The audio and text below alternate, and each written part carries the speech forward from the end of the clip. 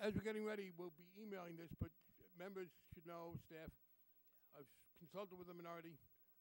We have, I'm told they anticipate the last set of floor votes today, around 4 o'clock in the afternoon. We have some votes held over from last week, and we have some votes that will be ordered today, and we will hold both sets of votes, beginning with the FHA votes, after the last set of floor votes, because that's the best guarantee that people will be around.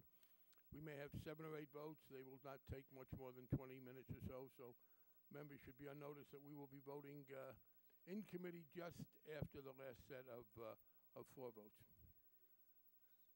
And with that, we are ready to proceed. The markup is convened, and I call up HR 50, no I don't. I call up HR 2555, and the clerk will make the appropriate noises.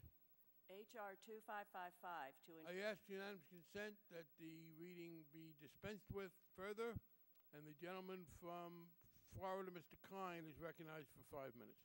Thank you, Mr. Chairman, and thank you for allowing us to bring up this important issue today for consideration by the committee. Mr. Chairman, since Hurricane Andrew in 1992, Florida homeowners have seen their homeowners insurance premiums skyrocket almost every single year, whether there's a storm or no storm. Companies have pulled back from that market, and the result has been a state-backed underwriter being the largest carrier in the state of Florida right now. Now, if this was unique to Florida, I would say that should probably just be handled by the Florida legislature. But what we've seen since Hurricane Andrew is a steady erosion of coverage throughout the United States from a whole variety of different types of natural disasters, including earthquakes, which have not occurred, fortunately, but it's not a question of if, it's when. Everything from mudslides, firestorms, in some cases large-scale disasters of various types, and the result is that every day we wake up in the newspaper to a new situation around the United States, and one of our states where there has been a large disaster. And some insurance companies cover it, but many do not. And the result has been a shared experience of people not being able to purchase homeowners insurance, or if they can purchase it, it's in a very, very limited market with a very, very high price, and it continues to get higher. At the same time, we, the American taxpayers, all 300 million of us, are asked every time there is a large-scale natural disaster to pony up. And we as Americans understand the importance of helping each other when times are tough. And when we've had large-scale natural disasters, the most recent large-scale one, of course, was Hurricane Katrina, Congress is asked through members of that local legislative or local congressional delegation to help pay for the restoration of the community. Some of that is in the form of infrastructure. A lot of it is in the form of homes and businesses and things like that. So we know that this is not an issue of one particular state, but many states, and a problem throughout the United States. What we've come up with is a planned idea which has been vetted for the last couple of years. We've had a lot of professionals, people from all ends of the insurance industry, people who are experienced in insurance regulation from the states, consumer groups, businesses, individuals. The original idea from this came from some local folks that came to me and said, I've got a serious problem, and I'll just give you one quick example. We have a woman named Rose Gutman, who's an energetic 91-year-old lady from Fort Lauderdale, my district. She had been paying her premiums to her homeowners insurance company, the same company, every single, whatever it was quarterly or annually, that she was for more than 25 years, and obviously in the tens of thousands of dollars. Yet when she made her first claim a few years ago, for just $1,400 to cover a special assessment that she was hitting in her building, her insurance company canceled her. Now, we all know insurance is supposed to spread the risk. We all know that if we pay a fair price, that we want to know that that insurance will be available to us. And again, I acknowledge that there are many insurance companies that do provide responsible coverage, and we appreciate that. And some have just decided for business purpose or other reasons to pull back and not provide that level of coverage. But we need stability. We need stability for people who have homes, that have mortgages, where contractually they have to have insurance, and we need stability for peace of mind. So what we've done is we've come up with a private sector solution by allowing those states that want to voluntarily pool their purchasing power to come together and work together to take that high-end risk and transfer that high-end risk over to the private sector in the form of bonds. What this does is, number one, those states that don't, or those residents that don't want to have anything to do with this thing because they feel there's no advantage to them, they don't participate. It's just those states that want to come together and cover that highest end of coverage, they will do that. The other thing it does is, of course, it does what I think as a taxpayer and as a fiscal conservative taxpayer that I am and believe very strongly, we want to limit the federal government's exposure, our taxpayer exposure, to funding in full these large-scale natural disasters. The more that we can put off and have private insurance cover, the better for all of us as homeowners and the better for all of us as taxpayers. So, Mr. Chairman, that's a little bit of a summary of what we're doing here today. We appreciate the fact that this body passed this bill a year and a half ago. It did not get taken up in the Senate, and the President at that time did not agree with the principle, but President Obama has indicated that through his administration that they are supportive of what we're doing here today, and we appreciate the opportunity for this body to consider this. Gentleman from Alabama, let me just say, gentleman from Alabama is going to speak, and I'm then going to go to the gentleman from West Virginia who has a substitute to offer. Is that? Gentleman from Alabama. Yes, sir. Thank you. Thank you, Mr. Chairman. Mr. Chairman, there's no question that natural catastrophes threaten many communities in our nation and that insuring against losses from damage that they can impose is challenging. Several states have addressed original issues by establishing state catastrophe insurance funds with varying degrees of success to supplement the private insurance market in order to manage local risk to property damage, which can be devastating, as we've seen in cases of major catastrophic events.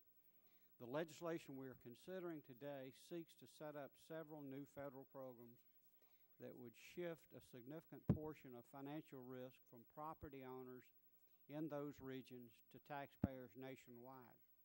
I have many concerns with this approach, including the creation of potentially significant new federal taxpayer obligations, the shifting of risk from coastal property owners in catastrophic-prone states to residents in other states, the displacement of private insurance and reinsurance markets by providing government reinsurance and debt guarantees, and the moral hazard created by providing a federal backstop in the event that a state catastrophic insurance program cannot meet its obligations.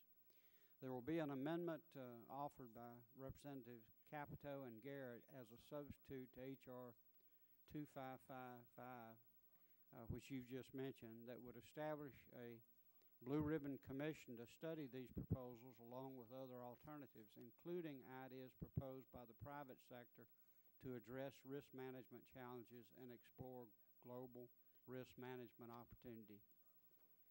I urge support for the Capito-Garrett substitute as an alternative to the present legislation. Now is the wrong time to increase the federal government's exposure to new liabilities while we are trying to rein in spending, reduce the deficit, and most importantly, struggle to meet our present obligations. Thank you, Mr. Chairman. Gentleman from West Virginia is recognized to offer an amendment. Thank you. I have an amendment at the desk. Clerk will designate the amendment. Amendment in the nature of a I ask the understand the further reading be dispensed with. Gentleman from West Virginia is recognized 5 minutes. Thank you, Mr. Chairman. And I'd like to thank the co-sponsor of the substitute, Mr. Garrett from New Jersey. And we have discussed this bill. I remember, I guess in 2007, the gentleman from Florida introduced a very similar bill. But like many of my colleagues, as the ranking member among those, I have significant concerns about the legislation before us today. The underlying legislation authorizes $175 million in new government spending and exposes the government the federal government up to $225 billion in potential guarantee liability. This legislation sets up a situation, I think, in which the risks of coastal property owners in catastrophe-prone states will be shifted to residents in other states and displaces the private insurance and reinsurance markets. Furthermore, this government-funded program could artificially lower insurance prices below the market value, therefore financially encouraging movement to high-risk areas and discouraging innovation in the private sector. pleased again to work with Mr. Garrett on this common sense substitute. Rather than create several new government programs, especially at this time, that could expose federal taxpayers to enormous issues, our substitute creates an independent commission tasked with conducting a rigorous, impartial study of the various natural catastrophe proposals that might be considered by Congress. There are currently too many unknowns about the ramifications of this legislation. We need to take a closer look and seek expert advice on how best to proceed. This commission would have 16 members who are appointed by both the House of Representatives and the Senate. Each commissioner would have expertise in insurance, reinsurance, emergency management, and other areas of expertise that will provide significant insight on the best way to approach a potential situation. Our amendment would direct the commission to report to Congress before the beginning of the 2011 hurricane season, enabling Congress to consider and act upon the commission's recommendations in a timely fashion. It is important that these proposals are carefully considered by a balanced panel of experts who can weigh the various alternatives, including private sector initiatives, and recommend specific, well-balanced legislative solutions. We need to ensure for a balanced examination before creating untested new programs. But without expert consideration of the alternatives, I believe we are rushing to put the taxpayers on the hook without adequate foundation. Whatever solution we eventually come to must ensure that the private market is restored and taxpayer exposure is limited. I urge my colleagues to support this substitute for H.R. 2555 to help us move towards solving some very difficult issues and truly enacting legislation that I believe will help meet the needs of our nation's homeowners. The gentleman from Florida.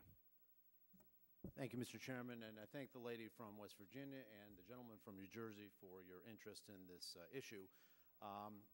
My response would be we've studied this to death. And this has been something that has been studied over and over and over again in Florida, nationally. We've actually spent the last 2 years working on this. We've had tremendous opportunities to get really, really good feedback from the Congressional Research Service, from our committee staff, from the industry. And there are legitimate differences of opinion, but to characterize the idea here as something that is going to create further obligations, the obligation is in place. Every time there's a natural disaster, we, the taxpayers, pick up the tab. And we are going to have natural disasters, and it's a tragedy when they do occur, of course. But we also recognize that we need to do something about it. And the reason I feel so strongly in working in a bipartisan way with many members on this over the last couple of years is because this has been well-designed and well thought out. And to postpone, taking what I at least believe is reasonable, prudent action to limit taxpayer exposure and to provide for, private insurance to be available to people all over the United States and to create a more stable market, I think is just a delaying mechanism and something that at this moment in time is really not prudent. We're coming up on hurricane season.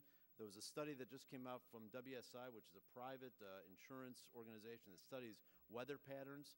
I think I've got the quote here. I think it talks about the fact that the Gulf Coast and the areas from North Carolina up to Maine, which is just on the hurricane side. We're not talking about earthquakes or any other large natural disaster, but just hurricanes alone. The area from North Carolina to Maine, the expectation, there's twice the risk this year because of weather patterns of a major hurricane hitting those areas.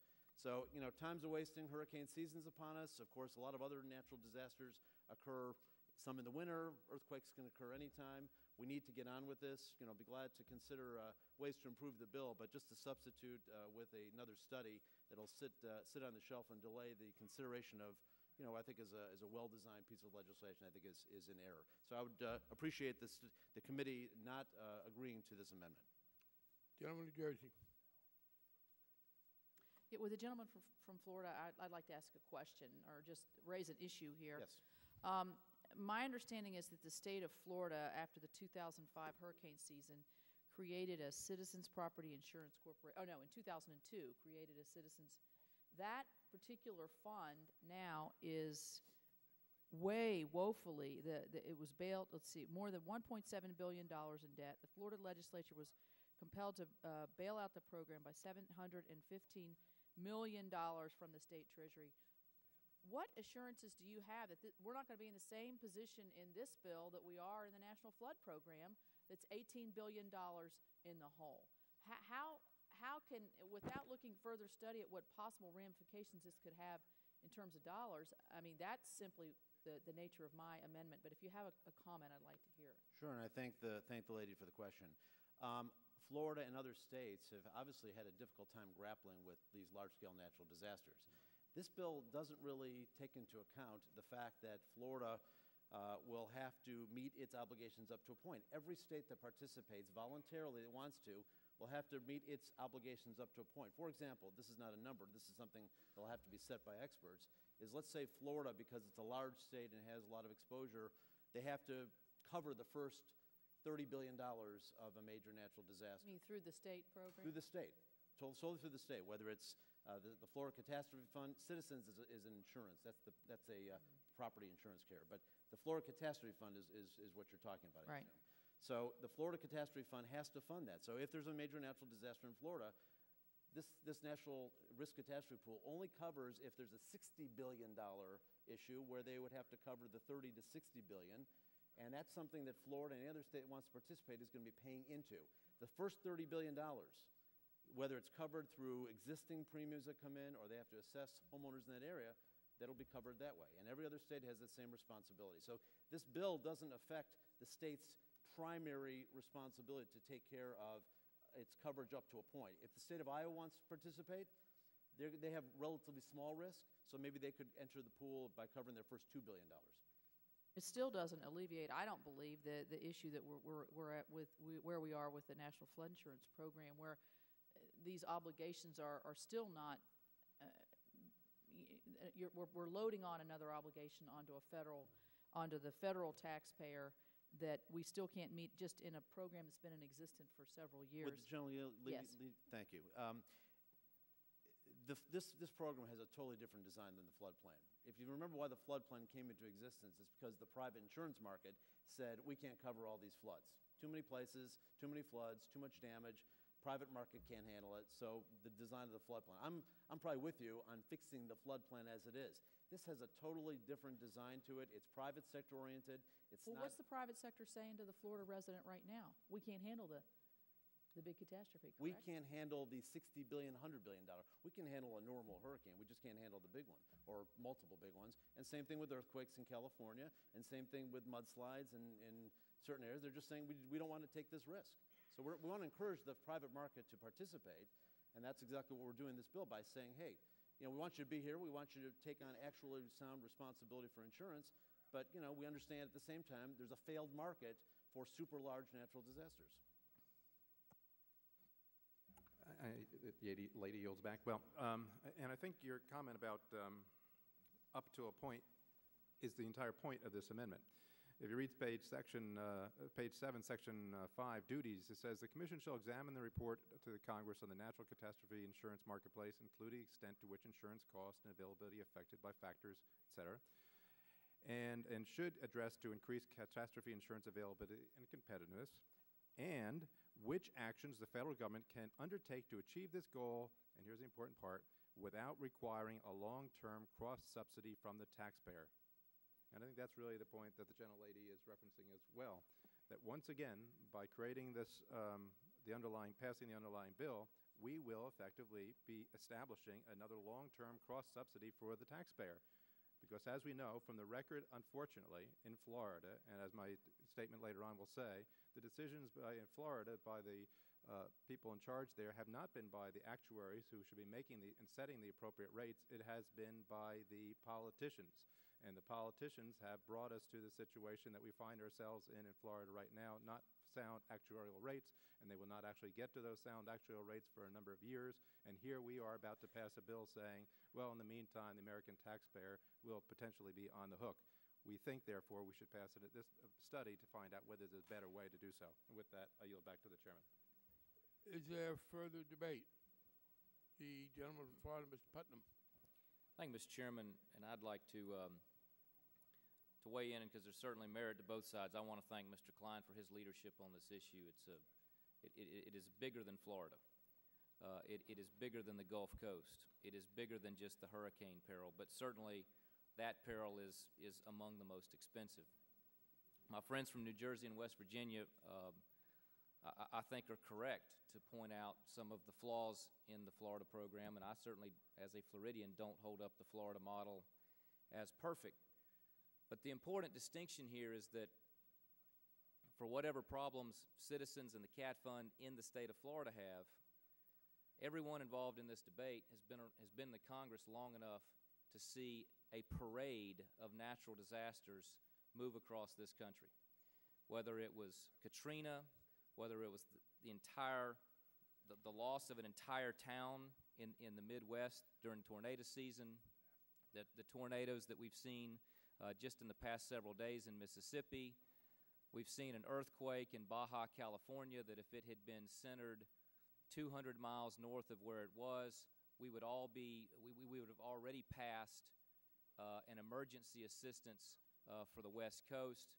And so the issue behind the philosophy and the driving issue behind this legislation and similar bills to what Mr. Klein has proposed is that everyone here knows Congress will be the ultimate backstop.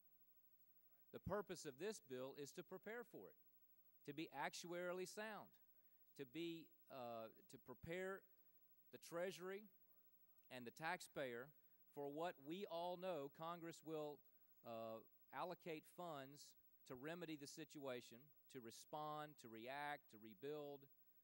The purpose of this is to be explicit. It's implicit now. And I'm struck by a number of arguments that are made by people who assume that they're geographically protected from natural disasters simply because they haven't happened in the last 100 years. But that doesn't mean that they won't happen.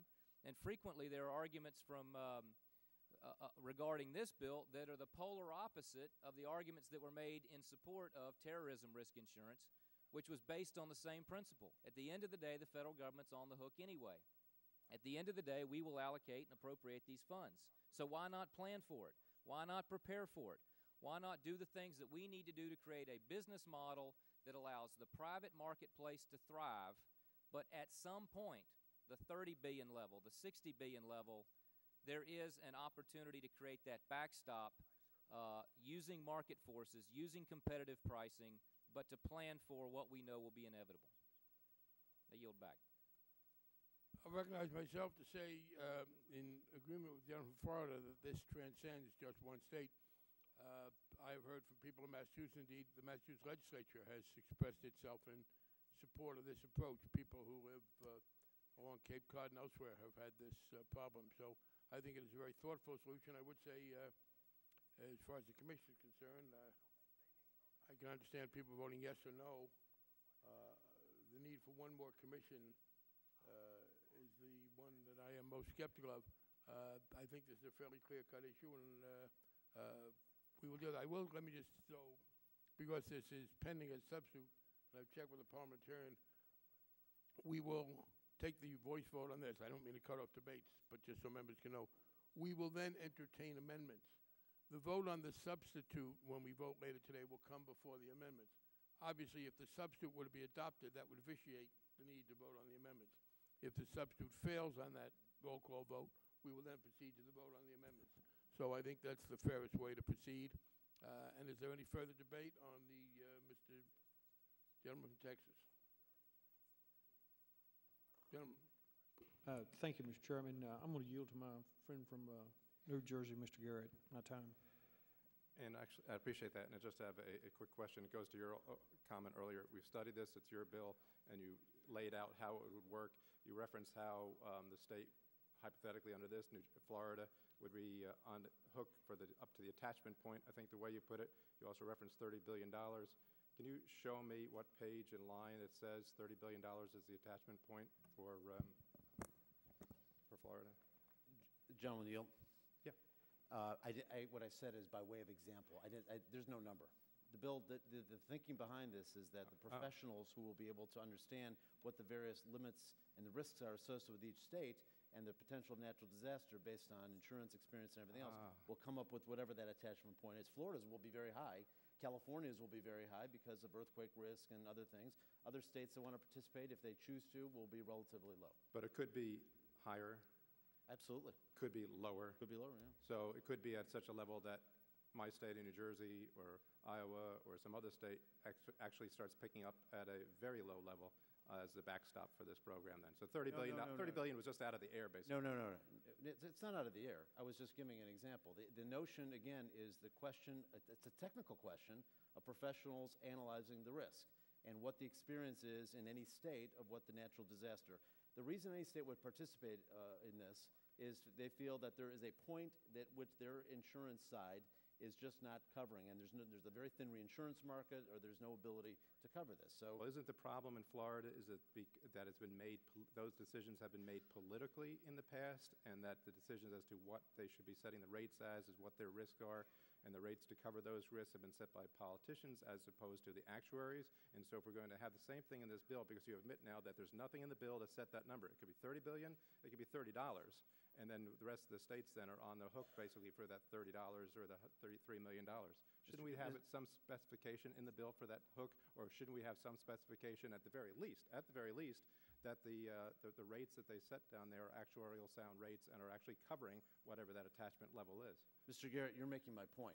Precisely my point is that we don't want politicians, you and I are politicians, establishing what that rate is. I want actuaries, I want professionals establishing what the attachment rate is. Thank you for making my point. So you do agree with me then that the Florida hypothetically should have, the bill should require that the Florida should have actuarially sound rates for whatever that, up until that, whatever that attachment point is? Well, the attachment point is, again, something that establishes the highest end. The actuarial rates is within the context of what Florida has to pay to get to its share. Let's say using the $30 billion number, they have to cover that $30 billion. How they assess their insurance policies is what the state regulation is. Each state has a different format, but they set it that way. It's not a concern of the federal government on that side, because Florida has to cover that $30 billion no matter what they do. Right. But I think we're on the same page then, that whatever that attachment point is, here or here, it's got to be a sound number, a legitimate number. Yeah. And whatever that number is, and then from here up to that number, Florida should be responsible for. That's the way the bill's set up. Okay. And to make sure that they're responsible for that, we want to make sure that it ain't politicians saying that they're doing it. We want to have the experts, actuaries, making sure that. Mr. Garrett, if I can respond, I don't think it's going to be up to us to decide how 50 states regulate insurance in the structure of whether they have a state insurance regulator who's elected or one. We've had this conversation in Florida about whether it's better to have an elected one or an appointed one by the governor. That's a different step. The bottom line, though, is any person who's in that position or department should use actually sound numbers. I agree with you. I think we're on that point, then we agree, and with I yield back. Gentleman from Alabama. Thank you, Mr. Chairman. I think Mr. Klein makes a point that he doesn't want politicians setting the rates, but actually, I wasn't going to respond, but I think that's exactly what's happened in Florida, is that the state legislature has passed laws which continue to restrain insurers from charging full risk prices. And in fact, that's the Citizens Property Insurance Company, which is the Florida, state of Florida created program, was originally designed to provide insurance at above market rates so as to not directly compete with the private sector. But what has in fact happened is they provided rates at subsidized amounts. So the state of Florida, the politicians there are continuing to encourage and restrain and in various ways the private market from charging full value for these policies. And the problem I see with another problem that I don't think has been mentioned, and this is one of the reasons that the Bush administration actually took issue with the original bill when it was introduced in 2007. In fact, the Senate didn't take it up. One of the things that many senators have expressed is that this bill would shift those costs, not presently the federal government, from the state homeowners who live along the coast, and 90% of the people in Florida, so I can certainly sympathize with you. 90% of the people live along the coast, but they are paying insurance premiums which are not sufficient to take care of things like the 2005 hurricane system. And they're not alone. It's not just the state of Florida. But one thing that this bill would do, it would shift towards a post-event funding instead of charging appropriate rates for the risk of a catastrophic event. And it would also encourage other states, if this passes, to create qualifying state insurance funds to gain the benefits of a federal backstop, which would further undermine the private market. And I think it's just time in this country where we quit shifting costs from one taxpayer to another taxpayer and have people assume responsibility for the cost of insuring their own resident as opposed to a taxpayer in another part of the same state. And that's many times the cases. It's a taxpayer in another part of the state. Would the gentleman yield? You know, in Florida, you have 10% of the people subsidizing 90% of the people, but in other states, and we have a coastline too, but 95% of the people in Alabama don't live along it. But when you say that you don't want politicians setting the rates, I think that defies the reality here, and that's that politicians in Florida have passed laws and regulations which which restrain insurers from charging full risk. Would the And gentleman yield? that's caused it, and I don't think the gentleman would deny that that's caused many private insurers to reduce their exposure and curtail writing new business in the state over the past several years. And that was the original design of this program, was to not to continue to subsidize low rates, but to charge market rates or above market rates. And I will yield the balance of my time to the gentleman from Florida. Thank you. Thank you. Appreciate the gentleman. Just a couple clarifiers. First of all, it's very clear to me that what we have right now is I think it was expressed as an explicit or implicit obligation by the United States government to back any community that gets hit hard by a storm or by an earthquake or by any combination of things. What we have found in Florida back in Hurricane Andrew, that was sort of the beginning of this undermining of coverage. I mean, you used to buy a policy, it covered everything. Covered a fire, covered a theft, covered a slip and fall, covered a major storm, covered an earthquake, whatever it was. And since 1992 and beyond, over the years, in various parts of the country, insurance companies have pulled back. I happen to be, and my colleagues from Florida happen to have personal experience with this because we've seen the experience. And I gave an experience up front with people that paid their premiums 20, 25 years, whatever they were asked. And it wasn't a question of not being a fair price. Whatever they were asked, they paid. Gentleman's time's expired. I understand the gentleman from Alabama be given 30 additional seconds as he continues. Yeah, let me acknowledge something. I agree with the gentleman from Florida that there seems to be an implicit government guarantee, federal government guarantee, that we do come in and pick up those costs. So I agree with you there. I think that is obviously one of the strongest arguments. And there was that same implicit guarantee for the GSEs, for Fannie and Freddie. And we found out when they went under that turned into a blank check guarantee.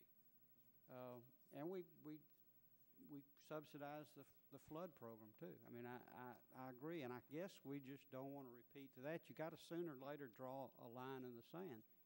And but I do agree with the gentleman. Time has expired. Mr. Chairman.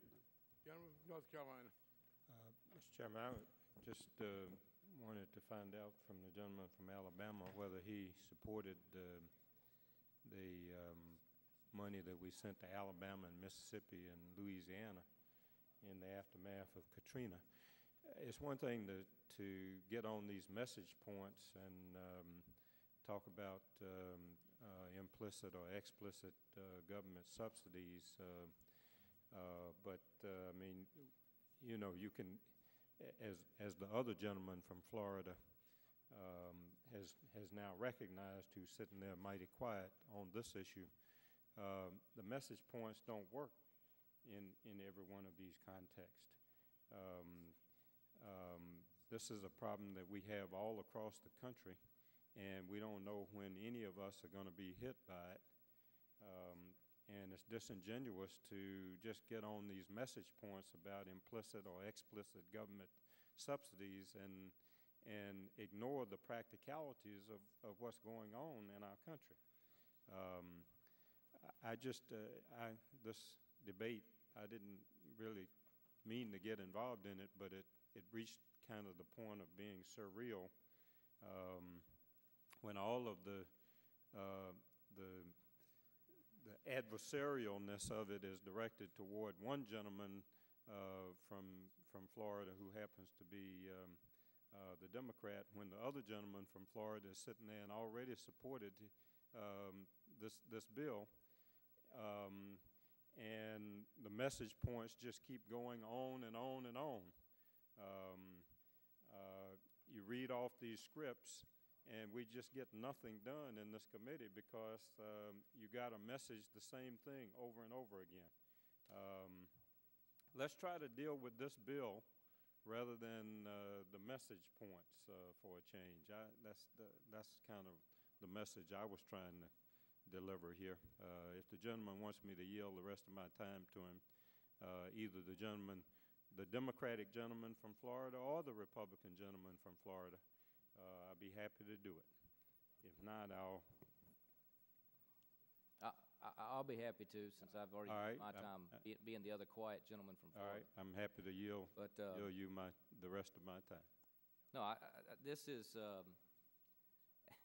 apparently, as we get further and further removed from Katrina, it gets easier and easier to make this bill only about Florida, and that is a profound mistake. I mean, as we have seen just in the last 72 hours, there continue to be natural disasters that impact every corner of this country. And so this discussion about implicit versus explicit is very real. We all know that we come together after a natural disaster and, yes, transfer tax dollars from one region that is not impacted by the tornado, the earthquake, or the hurricane of that moment to the area that is. This bill would plan for that. This bill would prepare for that. This bill would backstop and support market forces that spread risk and allow states to voluntarily pool risk to better manage the mega disaster, the disaster that exceeds the ordinary Category 3 and becomes a Category 5 hurricane, the giant tornado that's 1.5 miles wide that hits a major urban area instead of small or medium-sized areas, the earthquake that strikes in the heart of L.A. instead of the middle of nowhere in the Baja Peninsula. So this is, while the bill's not perfect, what's being lost here is, in the rhetoric, is what it truly attempts to do, which is to prepare for the mega disaster that we know will occur, just as this Congress did with tremendous support from the Northeast in responding to the attacks of 9/11, in creating and preparing for terrorism risk, because there's a flaw in the market that you can't possibly calculate for what those costs may be. This Congress acted, this Congress prepared, and that's what we need to do as it relates to natural disasters as well. I appreciate the gentleman making that point to his colleagues on that side of the aisle. This is not about message points. He's made the point that all politics is local, but when these natural disasters hit our local communities, it becomes something that's more acute for us than just the message points. And I think the thing that got me a little offended was that the gentleman from Alabama was trying to pretend that this was all about local politics, forgetting his own local politics in the aftermath of Hurricane Katrina. I'll yield back, Mr. Chairman. Is there further debate? If not, gentleman from New York. Thank you, Mr. Chairman. Mr. Chairman, this discussion just brings up that there are some real regional differences with any kind of disaster legislation. And my concern is that I come from an area in central New York that's affected by a natural disaster every year called winter. And yes, people die every year in central New York because of the harsh winters. Now, we sometimes have harsher winters than others. This year, actually, we had a relatively mild winter. Still had, compared to, say, for instance, the D.C. area, which had a much harsher winter than normal. Our winter, by the way, was still more harsh. But we deal with our winters, and we deal with it very, very well. However, there's a large cost to that. We pay the highest local and county property taxes in the United States, in large part because of the costs of dealing with our winters. So the reason why this is just not a regular talking points issue, I would say to my friend from North Carolina, is that there is a real debate here about, what is a disaster and what is not. Even in the findings in this bill, it did not include blizzards and ice storms, which are the disasters that usually do get some federal assistance when they occur in states like New York State. Now, that doesn't mean that this doesn't apply to disasters that could occur in New York, and I'm pleased with the gentleman from Florida that he did make a bill that I think was inclusive of all sorts of disasters in the United States. But I do remain concerned about some of the discussion earlier about how you would set the rates, particularly in light of the federal emergency management agencies doing maps that are now including in floodplains large parts of my district that, it sort of fails the laugh test that these are actually in floodplains, and there's now a threat that they will have to pay for mandatory flood insurance. That we'll discuss on a later bill. But there really is an issue here of, what are the benefits and costs of living in every state? There are no hurricanes in upstate New York. There are no earthquakes. There are, a few tornadoes, some floods, and we don't have the coastal issues. Well, that's fine, and we have our own issues. But we pay a large cost to live in upstate New York, and increasing cost because people, of course, want to live in better weather. But so I do think that this idea of redistribution is something sufficient. And I'm not necessarily saying I object to the bill, though I am concerned about, and actually I will yield to my friend from Florida to see if there is an answer. I am concerned about how the risk is going to be assessed. I realize $30 billion was an example, but how does it work in here? You keep on bringing up professionals, and I've been looking through the bill. I can't figure out exactly how one would assess what that rate is. I yield to my friend from Florida. Thank you, and I thank the gentleman from Syracuse, New York, for his observations. First of all, I think that you're exactly right. Different parts of the country have different costs.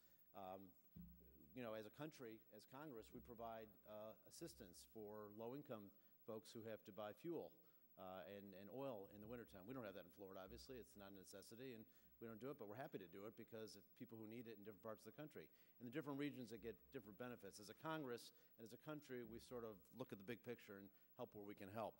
In Florida, by way of example, or North Carolina, or other states that have big hurricane risk, for example, our insurance rates are probably 2 to 3 times. Existing homeowners rates are probably 2 to 3 times what yours are. And you know something? That's probably fully justified. And maybe it should even be higher or maybe less. I don't know. The reality is the market and actuaries should dictate that. But currently, that's a cost of living in a state where you have a higher risk of natural disaster. But I think the gentleman already pointed out that natural disasters hit everywhere. The specific question you had about how do you set these attachments, and the attachment notion is in order to participate, you have to underwrite the first couple levels of risk. This is really, as I think Mr. Putnam said, about mega disasters, huge disasters that really the market can't handle.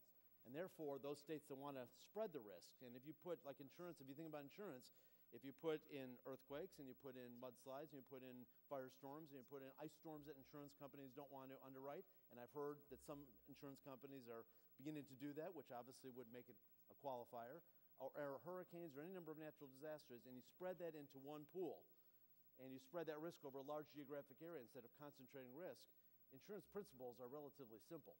By spreading the risk, you will have a better result, more of a stable market.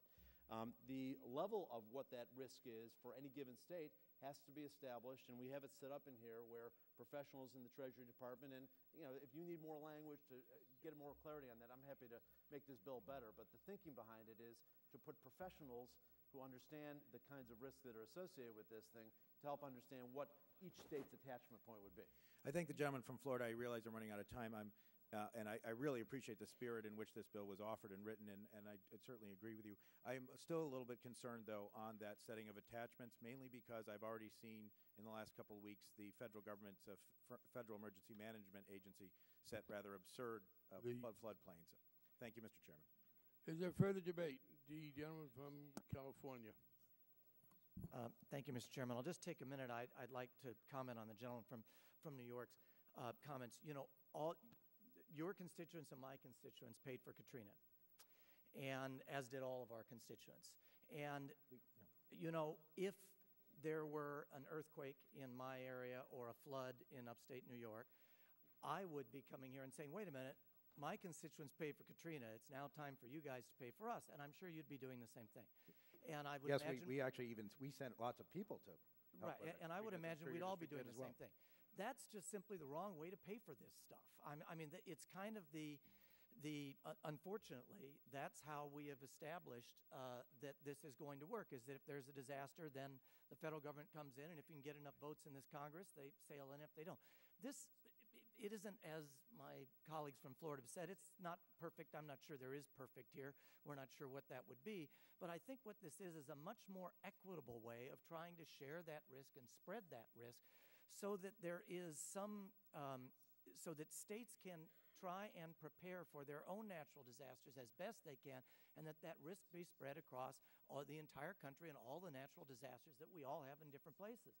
And so I just wanted to mention that regardless of how fair you think this is, I think most people would have to agree that what is put in this bill is more fair than the way we're dealing with these disasters at the present time. So with that, I'll yield to the gentleman from New Jersey. Just for a question, you would agree that up until the time of Katrina, the government had not stepped in the manner that we did with Katrina, and you would agree also that with Katrina, we did not do, except for the fact that Katrina was an exception, and the fact that there was problems with as far as the failed government policies with regard to flooding and other things in that area. Except for those two caveats, the federal government has never stepped in. What this bill would do is to say that the federal government would now be a backstop for property and casualty losses for the reconstruction of homes and other such things. Isn't that true? Because yes, okay. But as the gentleman understands, a precedent has been set with Katrina. It has been set, and you cannot put that genie back in that bottle. But really? And I know that the gentleman would like to think that this is the only time ever in the past or in the future that the federal government is going to step in on a natural disaster, and I just don't think that's the case, because as I said, I can tell you that I would be out there on that floor if the kind of earthquake that hit Chile or hit Haiti hit Orange County, California. I would be out there on that floor saying, it's time for you to come in, because I can tell you that 85% of my constituents, as 85% of all Californians, do not have earthquake insurance. And that's another thing that this bill, by the way, will help. And I'll yield to the gentleman from Florida. Thank you. I just want to clarify and respond to Mr. Garrett. I think the gentleman from California. The answer is the Katrina was not the first time the federal government wrote a check for a major natural disaster. And that's not what I said. I said for the property and The casualty gentleman losses. from California's time. Do you wish to yield to? Yeah, I'll yield to the gentleman from Jersey and then back to the gentleman from Florida. And that's not what I said. I said it was the first time that we stepped into this situation paying for some of the property losses of the individuals down there. Prior to this and even after this, you did not have the federal government stepping in. If her house burns down or her house gets in a natural disaster, the federal government come in and build that house again. Reclaiming my time, I interpreted the gentleman from New Jersey's remark as being that this was the first time the federal government had stepped in to this degree, and I'd presumed he meant not at all, but I'll yield to the gentleman from Florida. Well, I was going to say Hurricane Andrew and other hurricanes in Northridge. I mean, these have been situations where the federal government has helped before.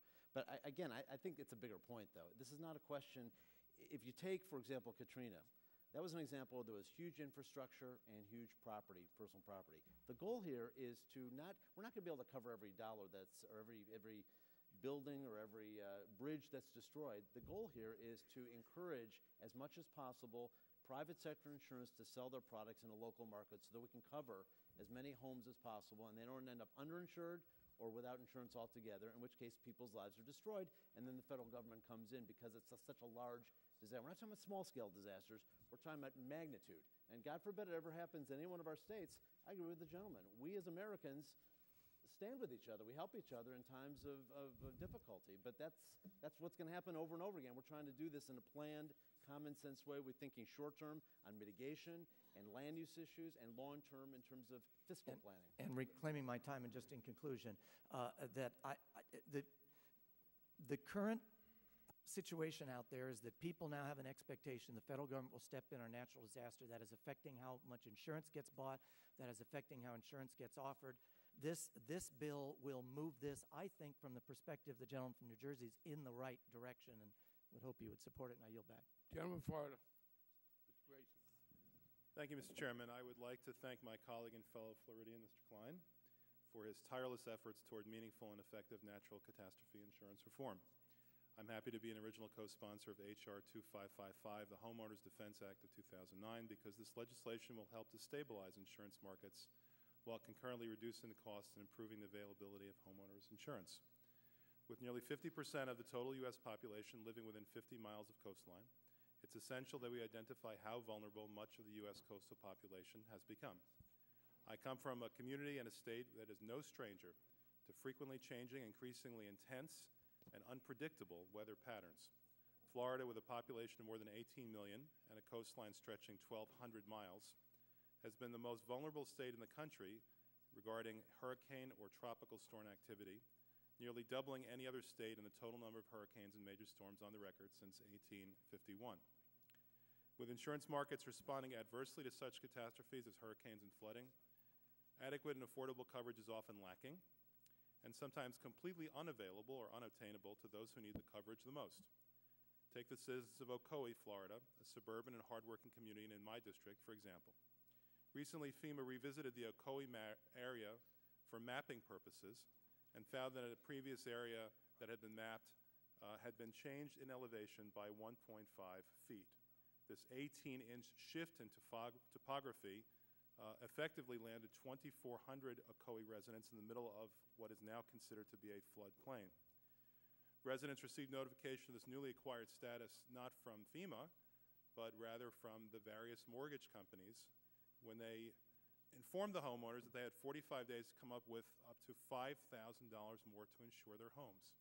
This is unacceptable.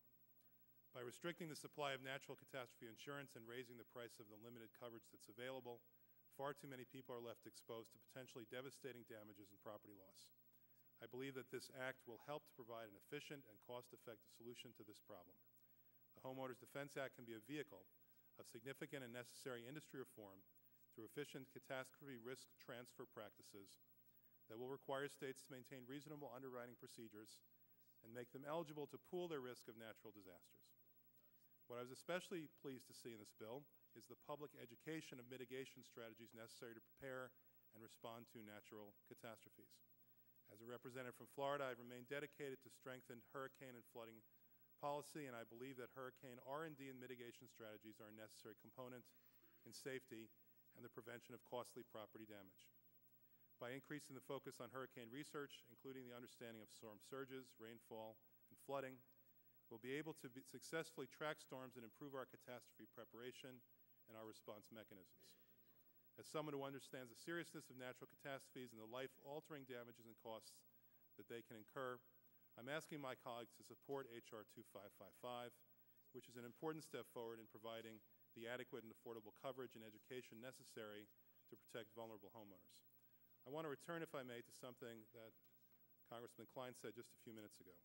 He said that without insurance, without any insurance whatsoever, lives will be destroyed. That's actually what's at stake with this bill.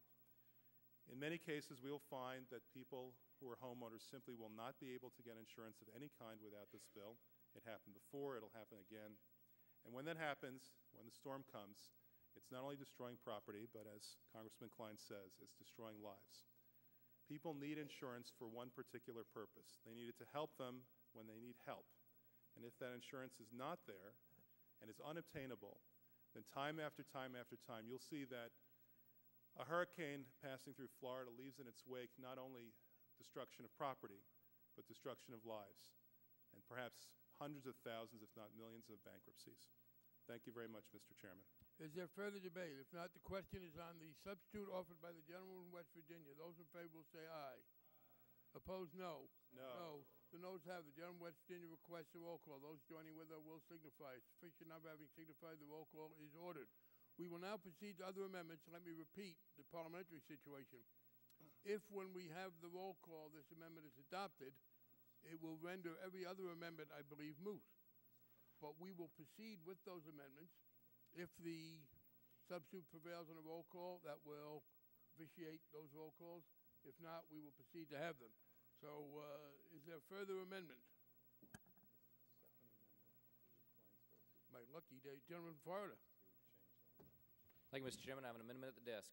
The clerk will designate the amendment. Amendment Which one, 45. Adam? Amendment 45. Nice to see you. Amendment to H.R. 2555. I ask unanimous consent the amendment be dispensed with. I know I believe there's been conversation on all sides on all of these, so we can get right to it. The gentleman from Florida is recognized for 5 minutes. Thank you, Mr. Chairman. For the purposes of clarification, this is the website disclosure amendment. This amendment would prohibit a state program from qualifying as an eligible entity if they fail to publish and display in a prominent location information on estimated assessments and surcharges on policyholders. It would require the information to include for a range of natural disaster and catastrophic events having a varying magnitude of losses, including a 1 in 100 year event, based on the current year estimated aggregate funding capacity of the state insurance program. Essentially, this is the consumer disclosure and protection clause, which requires all policyholders to know exactly how much they're on the hook for by purchasing a product in that particular state. I'll give you an example. In Florida, there are 4 separate assessments that could be levied on policyholders due to residential property insurance claims. A Tier 1 surcharge could charge up to 15% on state insurance policyholders if a deficit exists in the state program. A Tier 2 assessment, if they don't fully cover deficits in the state insurance program, is applied to homeowners, auto, boat, motorcycle, and business insurance. So even a different line of insurance is impacted by deficits on the property and casualty side. A Tier 3 is a 10% premium or 10% of the deficit if the state-run insurance debt is not alleviated by Tier 1 and Tier 2 assessments. And finally, just as an example, the reinsurance fund can assess up to 6% a year or 10% if you have a multiple storm year. And so there's a lot of information out there for consumers to take into account. This amendment would require that all of those potential levies be prominently displayed as part of the consumer's decision-making matrix when making a purchase. And so this is a consumer protection disclosure issue, and for them to put that on their website so that consumers have all the information at their fingertips before making their purchase. And with that, I yield back. Florida, Mr. Klein. Thank you, Mr. Chairman. I'd like to thank the gentleman from Florida for adding a provision which I support. And of course, the notion is giving the consumers as much information as possible in understanding what they're buying. Good. The question then comes on the amendment. All those in favor will say aye. Aye. Opposed, no. The ayes have it. Is there a Democratic amendment? Gentleman from Idaho. Mr. Chairman, I have an amendment at the desk. Clerk will designate the amendment. Which one, Mr. Minnick? Amendment number 64. Amendment to H.R. 2555, offered by Mr. Minnick of I ask Idaho. unanimous consent further reading be dispensed with. Again, I think these have all been shared and discussed, so the gentleman from Idaho is recognized for 5 minutes.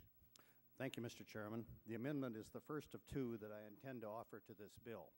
While I feel that this bill is well-intentioned, it may have the unintended consequence of increased or continued development in areas prone to flooding, thereby removing natural coastline protections against severe storm damage and destroying key habitat for a variety of aquatic species and wildlife.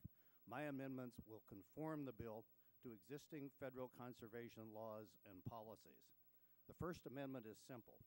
It modifies the bill to preclude properties in the 100-year floodplain from being eligible for the debt guarantees in H.R. 2555. Most properties located in these high-risk, environmentally sensitive areas already receive substantial subsidies from the National Flood Insurance Program. I cannot support a new set of subsidies of insurance rates for properties that will continue to face risk from increasingly intense catastrophic storms and flooding at substantial cost to the taxpayers. I yield back. Gentleman from Florida. Well, I'm sorry. Mr. Klein. Thank you, Mr. Chairman. Mr. Minnick, if I can just get some clarity on this. Is your intent to preclude debt guarantees for any lines in a flood zone, or is it more limited than that? It would be limited to loans available on a subsidized basis through this new provision, through the new bill. In other words, the subsidies inherent in averaging the risk in your bill would not apply to property within the 100-year floodplain. I'm not sure it's drafted that way. I'll tell you what, Mr. Chairman, if we can temporarily suspend this discussion, or so we can maybe have a little more conversation. The gentleman might be amenable to withdrawing this without prejudice to its being reintroduced. I would, Mr. Chairman. Then the amendment is withdrawn. The gentleman from California, Mr. Royce, is recognized to offer an amendment. Thank you, Mr. Chairman. I have an amendment at the desk. Amendment to H.R. 2555 offered by Mr. Royce of California. Thank you, Chairman. Briefly, my amendment would strike Title III of the underlying bill. Title III authorizes the Treasury Department to issue reinsurance to state-based catastrophic programs up to $200 billion worth. And I bring up this issue for several reasons, but the first is that we're nearing the point of no return with respect to our budget deficits. If we listened intently to Ben Bernanke, Chairman Bernanke's comments, I mean, future taxpayer liabilities are weighing very, very heavily right now. And on several occasions, Chairman Bernanke has come before this committee and warned that our budget deficits are unsustainable as is, and certainly implied that we would be ill-advised if we continued to pile on with liabilities. The rating agencies, as you'll recall several weeks ago, Moody's and S&P, have warned at the time, they continue to warn, that the AAA rating of U.S. Treasury bonds could be in peril unless our budget deficits are reined in and something's done to constrain future liabilities. So eventually we're going to have to take a step back and try to communicate to the market that we're serious about dealing with this. The $200 billion in potential taxpayer liabilities called for in Title III is frankly in a direction and a step away from what both the administration and Congress is trying to do right now in wrestling with a commission to address future liabilities. And I'd make a couple other points. Outside of the National Flood Insurance Program, which is presently running a $20 billion debt, the U.S. government does not have the expertise, it doesn't have the experience in underwriting natural catastrophic exposure. And further, unlike the private insurance market for reinsurance, if you think about what happens with reinsurance, it diversifies that risk, and it spreads that risk all over the globe, all over the planet. A federal catastrophic reinsurance fund would shift that risk to one group. It would shift it basically to U.S. taxpayers. So I also think it's worth noting that when the committee first approved this legislation back in 2007, it did not include this new federal reinsurance program. That language was added in the Rules Committee, not here. So for those reasons, I would encourage my colleagues to support this amendment, and I'll yield back the balance of my time, Mr. Chairman. Gentleman from Florida, Mr. Klein. Thank you, Mr. Chairman. Thank the gentleman from California for putting something forward for us to discuss. I oppose this because the whole system that we're trying to establish is to stop the system of what I would consider to be institutionalized bailouts. We have every time there's a disaster. Again, this is the post side of the disaster, and what we're trying to do with the insurance side is to create a larger amount of resources available so you don't have as much exposure on the after-disaster side. That's the logical common sense piece of this whole thing. So the notion, and when CBO did look at this provision last time, they basically scored it minimally because they felt like over the long term it would work out actuarially sound. So I think the gentleman, I appreciate the fiscal conservative approach of considering this provision, but I think that what CBO told us when they looked at this last time, and what I know in terms of what the plan is to try to create more resources on the front end in reserve so that you have more on the back end, and then therefore less exposure to U.S. taxpayers, which will be funded by Congress. I think this is a more logical way to approach it, so I would object to the amendment. If the gentleman would yield, I'd just respond to a couple of those points. And one, I'm thinking back to some of the arguments that were made on the National Flood Insurance Program when it was established. But again, it's in a $20 billion deficit today. So I'm just saying there is this tendency for these worst-case scenarios in terms of cost and debt to become the reality. And considering the trillion-dollar deficits that we have going forward over the next 10 years, I think we eventually have to draw the line. But let's just look at a couple of these other points. We have a well-functioning reinsurance market that charges actuarially sound rates and, again, diversifies those risks all around the planet. I think the other provisions in this legislation get at what Title III is trying to do. So I think we answer some of the other concerns with the rest of the bill. And lastly, the federal government has... Mr. Royce, reclaiming my time. Yeah, absolutely. What we found is that, in fact, the reinsurance market is a very thin market. And, for example, Warren Buffett came in and offered a reinsurance package in Florida a year ago, took a big bet, big premium, and then this year he decided he doesn't want to be there. There's really not a lot of choice. I mean, I would love to see 10, 15, 20 international reinsurers competing. That's exactly what we're looking for, is competition. That isn't the case, and therefore what everyone has said around the United States, where there's a problem, is because there really isn't a competitive reinsurance market. So that's what we're trying to resolve here. And if you would just yield, I would just close with just the record of the federal government on this. It has a terrible record in the natural catastrophe underwriting business if we go back through time. So if we expand the federal government's role, if we increase the taxpayer exposure by $200 billion, and we have that other point where we're not diversifying the risk, I just raised for the record why I think this is a step in the wrong direction and urge passage of the amendment.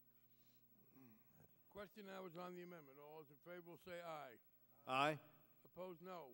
No. The noes have it. Chairman, could I ask for a roll call? Gentleman from California, you request a roll call vote. Those joining with him will signify. Thank you. A sufficient number having signified, the roll call is ordered. Is the gentleman from Idaho ready to offer either that same amendment or a different one? I am, Mr. Chairman. The gentleman will offer an amendment. Tell the clerk which one. I'd like to reoffer the amendment with the Clerk clarifying... will redesignate the amendment. Amendment to H.R. 2555 offered We will by... dispense with the reading, and the gentleman from Idaho will be re-recognized for 5 minutes. I'd like to offer, this amendment simply clarifies that the proposal by the gentleman from Florida does not apply or change the law with respect to flood. If the gentleman would yield, the gentleman from Florida indicates to me that he finds it acceptable. Is that, would the gentleman from Idaho yield to the gentleman from Florida? I will, Mr. Chair. I support the amendment. The question then, is there any further discussion on the amendment? If not, the question is on the amendment. All those in favor will say aye. Aye. Opposed, no. The ayes have it. The amendment is agreed to. Was there a Republican amendment? Gentleman from New Jersey. Clerk will designate the amendment. Number 90. Amendment to H.R. 2555 offered by Mr. Garrett of New Jersey. Page 34, after line 5, insert the following new section. I ask unanimous consent the amendment be considered as read. And this is the effective date one. We've seen it, so the gentleman, please, will go ahead. Well, if the chairman just like to handle this the way he did handle the last amendment, just so unanimous consent that it's approved. Yes, if there was agreement, I would handle it in the same way. The gentleman sometimes forgets essential elements. Okay. Well, let's begin with the obvious here, and that is that part of the reason we're in this discussion today and over the last several years is because the politicians down in Florida, unfortunately, over the years have failed to make the tough choices and provided their resident insurance at below-market subsidized rates. I know the gentleman over here said, well, sometimes the rates are too high. I can't believe that's ever the case. Sometimes they're too low. I think that's probably always the case. So after years now of undercharging the residents because it was politically popular, now Florida wants New York, Minnesota, Pennsylvania, and my home state, New Jersey, to step in to the rescue. Well, I do commend some of the recent changes to the Citizen program in Florida, but I'm afraid that those changes are a little bit too little, too late. Let's take a look at some of the facts. The GAO recently completed a study of Florida's Citizen program. It states, quote, Citizens started phasing in rates that more fully reflect the risk of loss on January 1, 2010, just this year. Rates will increase no more than 10% for any single policy in any year, excluding coverage changes and surcharges. Florida citizens desire a 45% final rate increase. Therefore, it could take 4 or 5 years to reach acceptable rates. Rates have been legislatively frozen at 2006 levels since January 1, 2007, so for the last 3 years. Now, here's another statement. The former chief actuary for Citizens, that's a company down there, property insurance company, his name is John Rowlands, recently wrote in the Gainesville Sun this: Citizens' premium rates are not set by professional staff, but by legislators and regulators, in many cases at levels not actuarially sound or sufficient to fund its current level of exposure. It does not have the surplus or funds to pay its claims after major hurricanes. Worse, it does not even ensure it has access to those needed funds via reinsurance or backup coverage in advance of hurricane season, and its staff and Florida regulators publicly acknowledge this, end quote. What did he just say? He says they are not actuarial sound. It's the politicians in Florida that have been setting the rates. Mr. Rollins goes on to state, quote, this glide path law passed in 2009, raising rates up to 10% last year in some areas, is a reasonable start, but does not require rates sufficient to pre-fund the rates or the risk. That means even after they do all this, it's not going to be enough money. In a recent op-ed in All Business, Florida Rep. Bill Proctor, in regards to the dire situation that Florida faces, states, quote, there is no immediate solution, but 2 actions are imperative. 1, citizens must be required to charge commensurate rates with risk. 2, private market rates must be market-based, regulated by consumers in a competitive environment and not by the government, i.e. the politicians. So I agree with him, and I believe at the very least the federal government and the constituents from the rest of the country who are now who are paying actual sound rates in our policies should not be subsidizing the homeowners of a state where the politicians have been unable or unwilling to charge those appropriate rates. So this amendment would simply prohibit the legislation from going into effect until the GAO certifies that all eligible participating states are currently charging actuarial rates.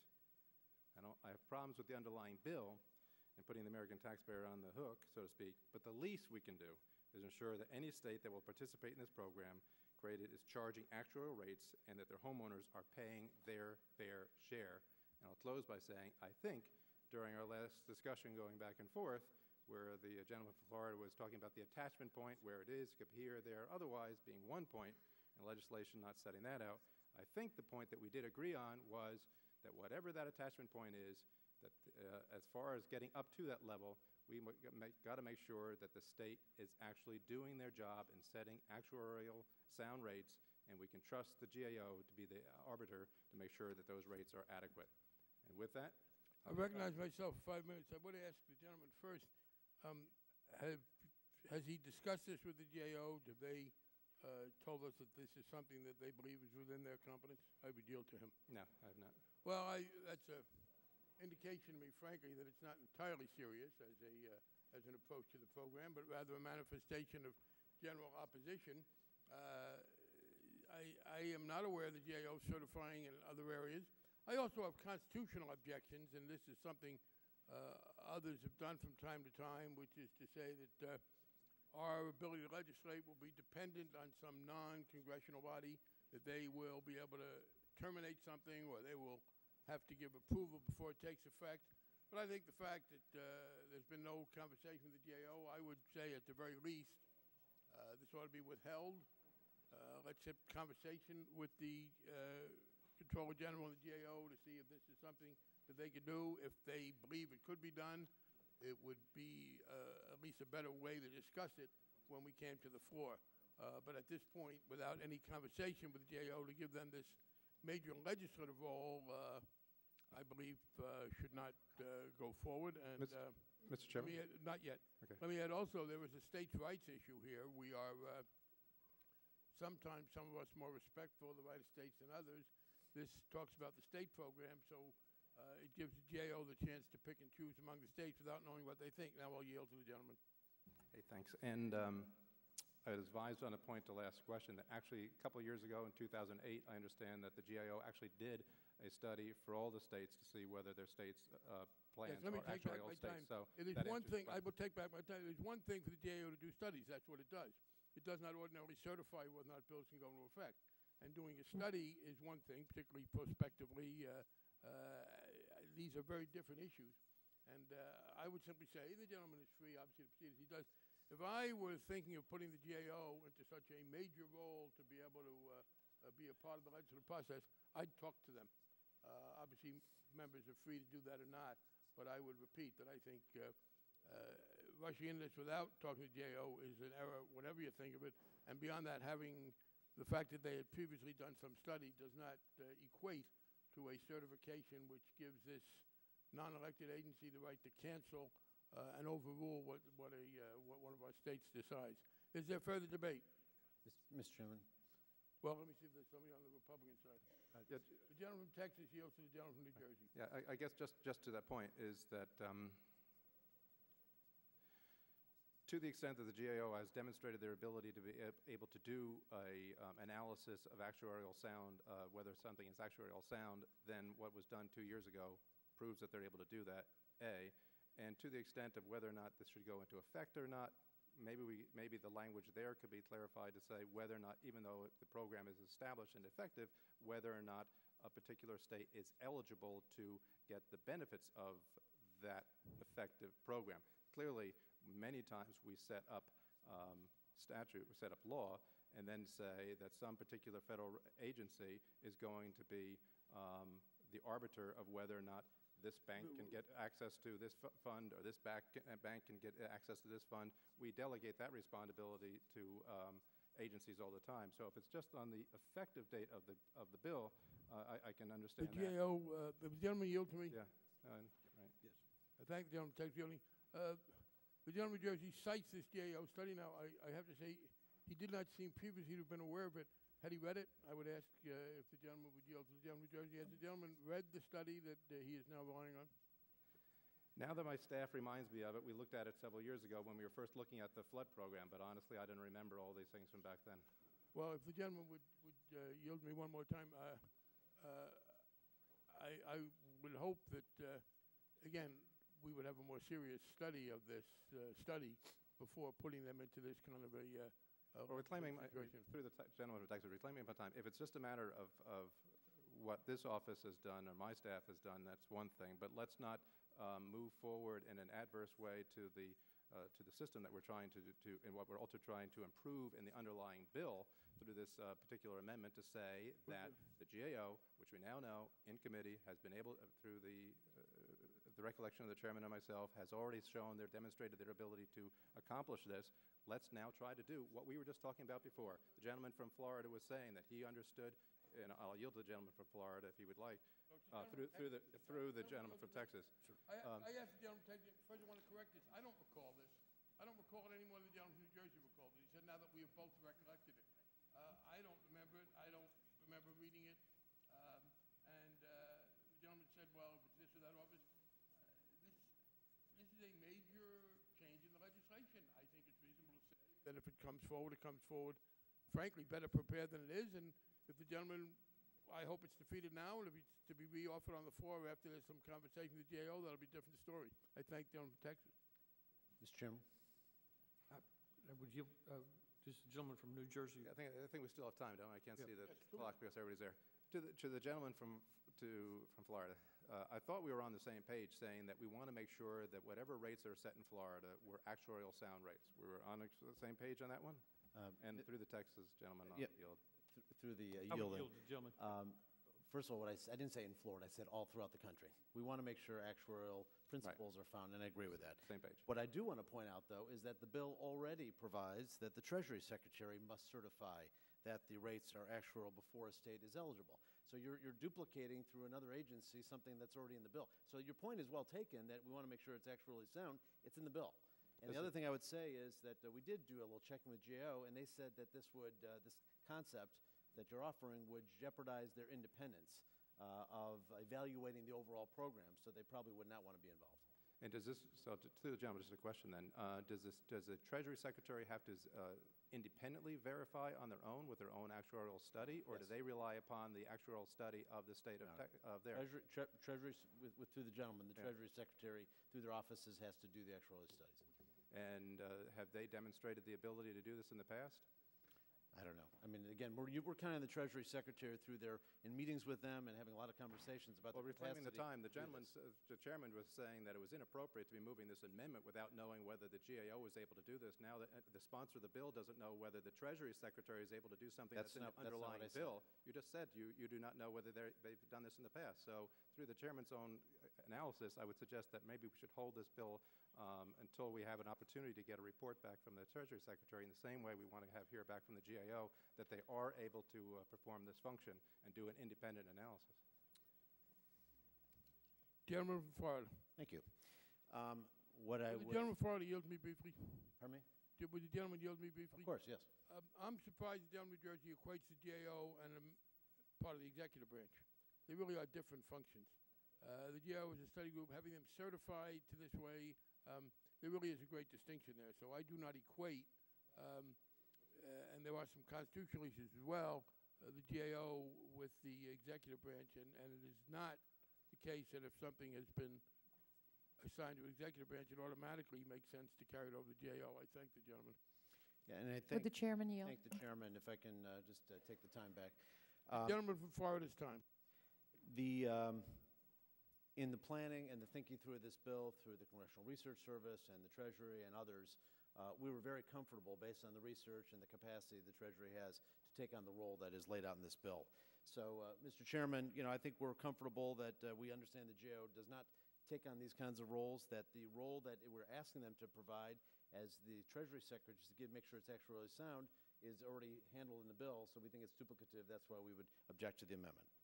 Is there further debate on the amendment? Mr. Chairman? Gentlewoman from Minnesota.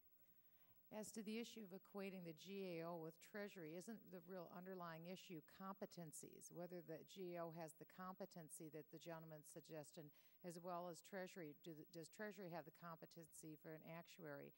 It seems to me that an outside agency that is tasked themselves and proved themselves actuarially sound and understands the competencies for conducting actuarial services should be the one engaged, as opposed to the Treasury. Treasury has taken on so many duties within the last 18 months to 2 years to also now invest in them. The obligations of an actuary seems to be beyond what Treasury should be doing. I think that this is a sound point that the gentleman from New Jersey is making. Will the gentleman yield briefly? Will the gentleman yield? Yes, thank you. Thank you. Well, competence is part of it. Constitutional function is also part of it. This is a thoughtful issue, but the GAO is supposed to be the independent auditor, and it has often been resistant to being thrust into an operational role, which it then has the responsibility of auditing. And we've had some preliminary conversations with the GAO just now, and they've raised that point. They've traditionally not wanted to be as operational. So in addition to the competence, the gentlewoman is correct, there is the constitutional role there, and the GAO, as I said, will have the responsibility, as it has for every other program, of auditing this, and there has traditionally been on their part a reluctance to get into the position of giving a go-ahead to a program and then being the one that has to audit it. I thank the gentlewoman. Does the gentleman yield? Gentlelady yield? I do. And just so I'm clear on the gentleman's point, the Treasury certifies based upon the report supplied by the state, is the way I read it. But I would gladly, because you're raising this point, if you could point me to the page in the citation where it says that the Treasury actually performs that function and does not depend its certification upon what the state supplies it with. Does the gentlewoman from Minnesota yield to the gentleman from Florida? I know. Yes, Mr. Chairman. That's based upon. Gentlelady yield while the gentleman from Florida is reviewing his bill. Happily so. My friend from Florida included language on actuarial pricing in the manager's amendment that partially addresses this issue, because the gentleman from New Jersey, I think, has correctly identified a flaw where you have states essentially self-designating themselves actuarially sound. But there is language, I believe, in the manager's amendment that partially solves that, and we have an amendment later that I think will more fully resolve the issues that the gentleman from New Jersey has raised on truly actuarial pricing that is to the same standard that the private marketplace has to meet. And I thank the gentlelady. Question now is on the amendment. Those in favor? I think we still have the gentlelady's time, isn't it?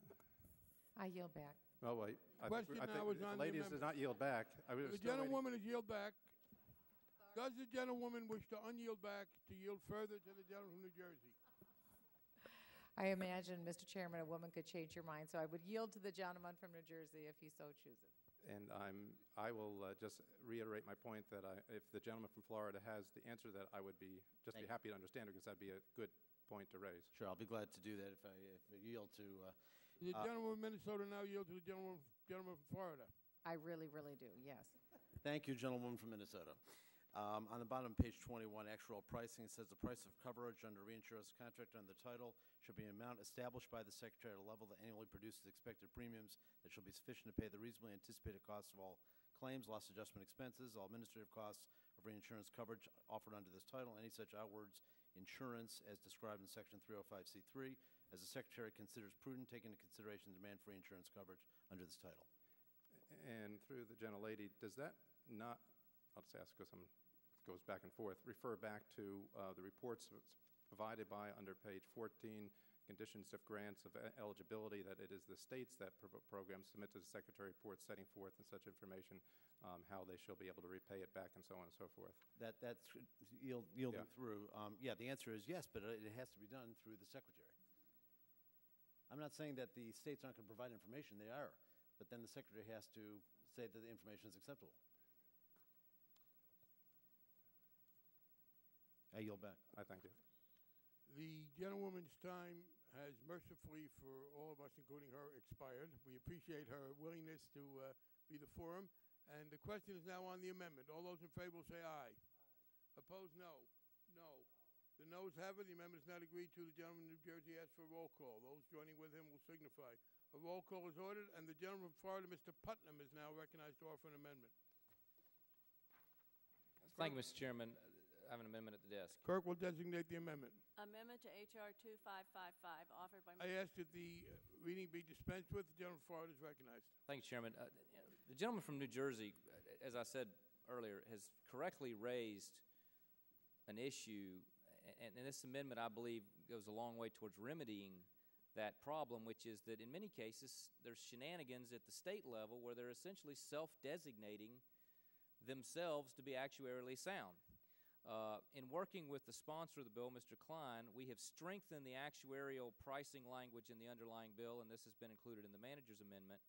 We must ensure that a dramatic transfer in costs from premium payers does not fall to taxpayers, and this amendment further achieves that goal. This amendment requires a state program, whether it is an insurance or a reinsurance program, to use a catastrophe load comparable to that is used in the private market, risk-based pricing, and actuarial principles. We're not dictating specifics, but leveling the playing field so that the private market remains competitive with the federal government, and if they're offering comparable pricing and principles, the consumer wins. Florida is obviously no stranger to catastrophes, but we've experienced firsthand what happens when a government-run insurer of last resort becomes an insurer of first choice. As of March 31st, Citizens in Florida is the largest insurer of the state with over 1 million policies and $400 billion in property exposure. Consumers should not have to hedge their bets between undercapitalized companies and an overexposed government-run program. They lose either way. Cheap insurance does not guarantee good insurance, and at the end of the day, if they can't pay their claim, then it's worthless. We have the opportunity to ensure that the programs established in this legislation genuinely are a last resort and allow for insurers to price for risk and provide for a public-private partnership that allows the federal government and the private market to remain competitive. I encourage my colleagues to support this amendment. It again, in summary, is requiring that the catastrophe load of a state-run program meet the same actuarial principles that a privately run program would also have to meet, and in this business of self-designating or deeming themselves to be actuarially sound in such a way that if it were done in the private marketplace, it might be fraud. And with that, I yield back, Mr. Chairman. Gentleman Florida, Mr. Klein. Thank you, Mr. Chairman, and I thank the gentleman for his help in trying to make this bill better. This particular provision I don't agree with, and the reason for that is we already have the system set up in this bill to make sure that the pricing is actuarially sound. What we're doing in creating this model is to say that we can allow for the timing of a longer-term view on timing of when disasters occur and how the cost is spread. For example, what this would do, in my understanding, I'll yield to the gentleman if I'm not getting this correct, but what I understand this would do is this would sort of front-load some of that cost of building up the reserves on a faster level. You don't do that in private insurance. If you have a year policy on your insurance, you're not paying because the insurance company needs the money up front. If you have a fire in February, you're not front-loading your premium. You're paying your premium one time or 4 times or 12 times throughout the year in equal amounts.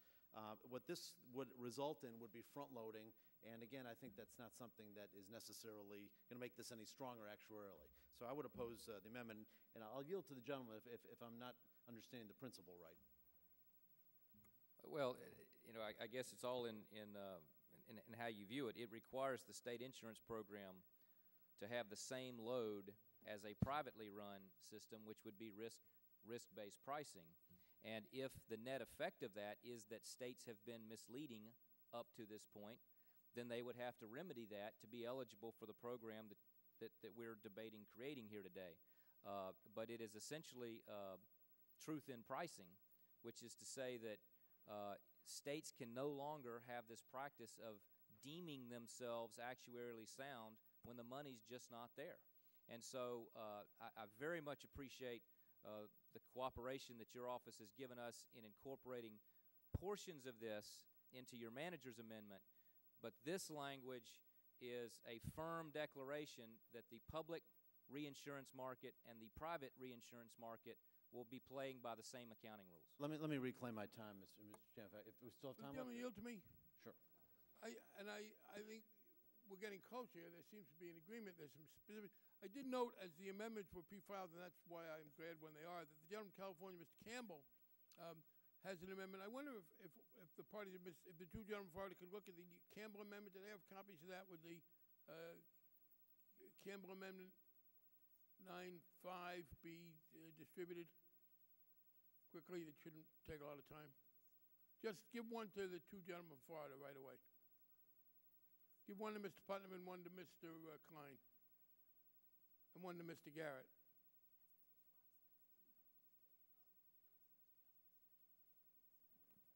All members' rights will be preserved to offer what they wish. But let me, Will the gentleman? Oh. Gentleman, yeah, with the gentleman from Florida yield to the gentleman from California? Yes. Yeah, thank you. While this is being passed out, this is amending the same section that the gentleman from Florida, Mr. Putnam's amendment, with the same objective, which is to tighten up this language a little bit beyond just actuarially sound. And what this amendment does is replace actuarially sound with cover the expected value of all future costs associated with insurance policies or reinsurance contracts written by such program. So simply a tighter definition, trying to do the same sort of thing that Mr. Putnam is trying to do. So I'm wondering if between the two amendments and the principal sponsors, does this one work better than his, or but because I think there's some agreement that we ought to tighten it up a little bit. I yield back to the gentleman. Gentleman Florida's time. Thank you. All right, this looks okay to me. I don't know if the gentleman has had a chance to take a look at it, but I'm willing to accept this in lieu Can I then, Putnam. gentleman, yield to me again. Let me say where I like it, because I'm always worried when we refer to something else rather than give our own strict definition. This appears to be the right definition. So if that was the case, I would wonder if the gentleman from Florida, Mr. Putnam, wanted to withdraw, in which case I would then call on the gentleman from California, Mr. Campbell, to offer. Mr. Chairman, I appreciate your drawing our attention to this, and based on my review of the language, it accomplishes the same purpose, and with that, I would withdraw my amendment and to open up the debate on the Let me now recognize the gentleman from California who offered an amendment and ask him to yield for 10 seconds to say this. This is done somewhat quickly. Let me say, I will promise all members, to the extent that I as chairman can influence this, that the members in interest here will be able to further discuss this. If they were to agree among themselves on further refinement, I will do everything I can to make sure that will be put into a manager's amendment that I am sure will be allowed by the Rules Committee into the final bill. So the gentleman from California is recognized. Thank you, Mr. Chairman. I'd like to bring forth amendment number 90. I apologize. The clerk will designate the amendment. Amendment to H.R. 2555. I ask unanimous consent that the amendment be considered as read, and the gentleman from California is recognized. Thank you, Mr. Chairman. I just read a minute ago what the on the gentleman from Florida's time what the amendment does, and so I'm not sure I need to say any more about it. And I would ask for support. Is there further discussion on the amendment of the gentleman from California? If not, all those in favor will say aye. Opposed, no. The ayes have it. The amendment is agreed to, and Mr. Minnick is now recognized to offer an amendment. Thank you, Mr. Chairman. I have a second conforming and confirming amendment.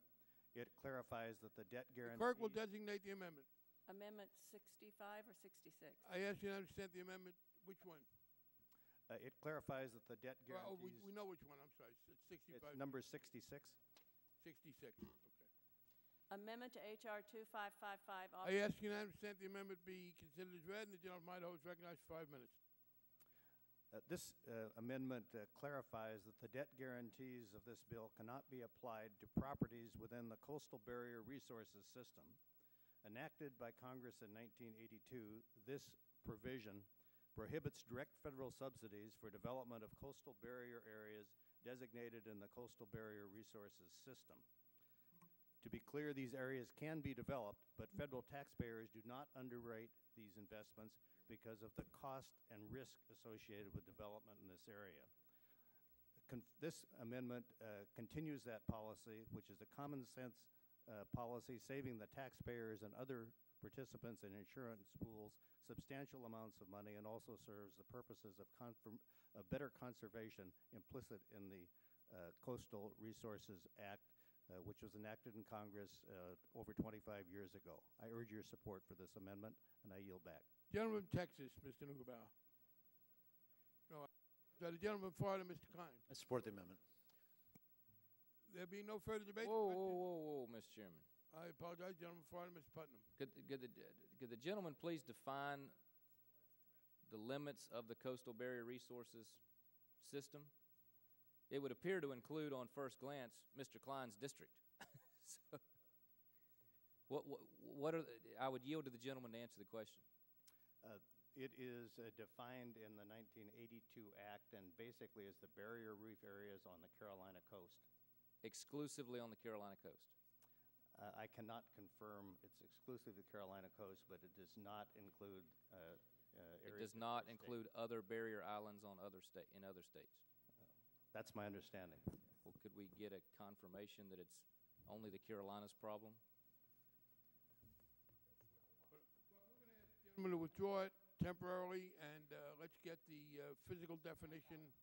Maybe there's a map, and we'll take it back. So the gentleman withdraws. I will, Mr. Chairman. And let's just get the map. That should be easily done. And the gentleman from Texas is now recognized. I have an amendment at the desk. Clerk will designate the amendment. Amendment to H.R. I ask unanimous consent the amendment be considered as read, and the gentleman from Texas is recognized. Thank you, Mr. Chairman. This amendment would delay the implementation of the new authority for the Treasury to guarantee debt issued by the state catastrophic insurance programs and authority for the Treasury to sell reinsurance to state programming until there is no longer a federal budget deficit. This new authority given to the Treasury in this bill would put the taxpayers on the hook for another $225 billion through the new reinsurance obligations and new federal government guarantees on debt issued by certain states. Just like in the markup last week, we again have to ask ourselves whether the taxpayers can continue to fund these federal programs.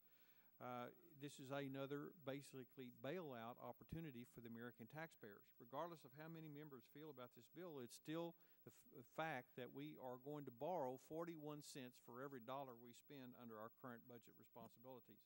At a time when the federal government is on track to double the national debt by 2020, we have to ask ourselves, what are some of our priorities and where are we going to get the money? My amendment just says that at the very least we should delay these new federal government commitments until the government is no longer running a deficit, which we know may even be over $1 trillion this year. We just came off of a year where it was $1.6 trillion. So, Mr. Chairman, what my amendment is very simple, very straightforward. We don't have the money to do these programs right now, but it would just delay the implementation until such time as that we do have a balanced budget, and we would put those in place. I recognize myself for 5 minutes to say that while I don't support this amendment here, I am looking forward to supporting it in other contexts if it's uniformly offered. I would start with the commitment to keep troops in Iraq until 2011, to referee their internal political disputes. There are other issues.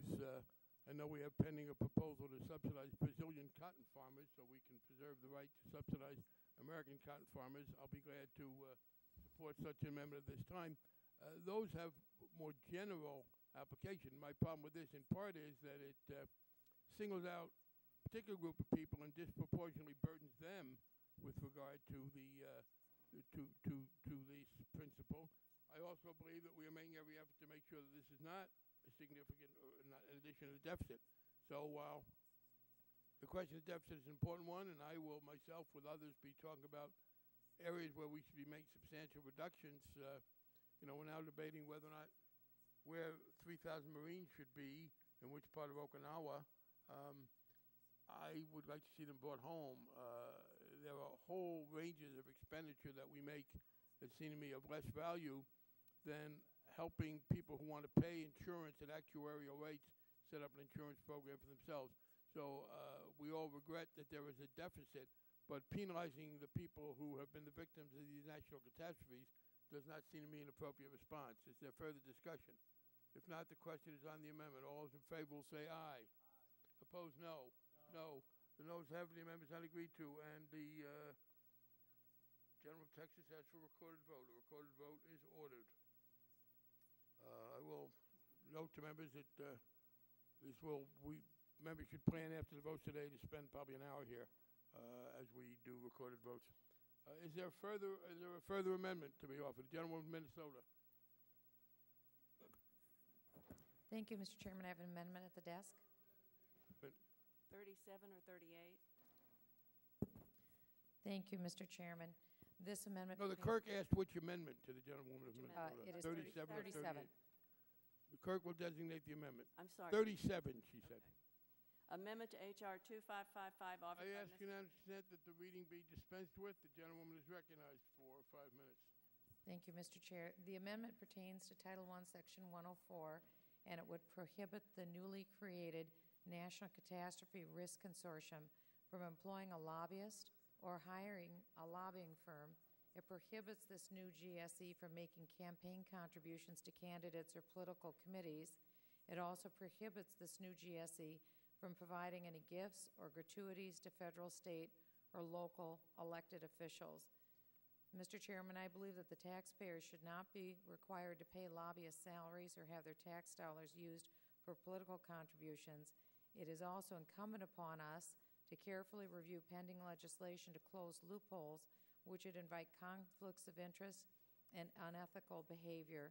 It would prevent local officials from receiving taxpayer-funded gifts and gratuities from an entity that they vote to create. And as such, this amendment would prevent a glaring conflict of interest as well as create a slippery slope for future fiscal irresponsibility.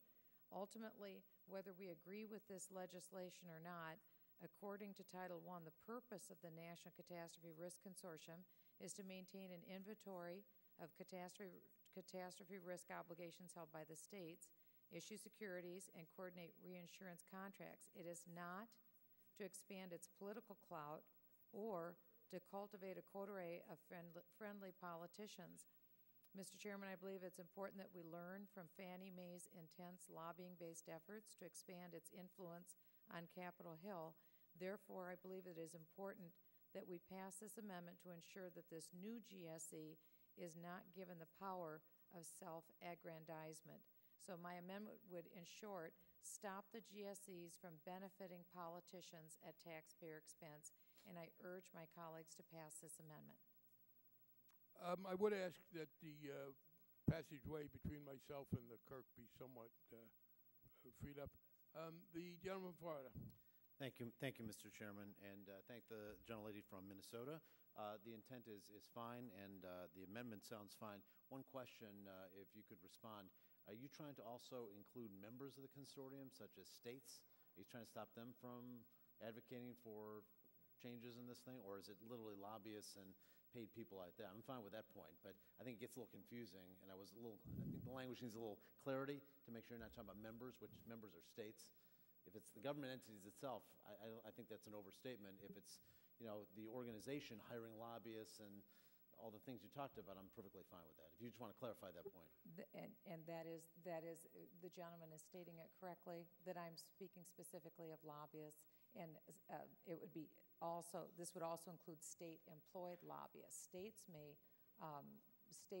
elected officials may make their intentions known, but not state-employed lobbyists.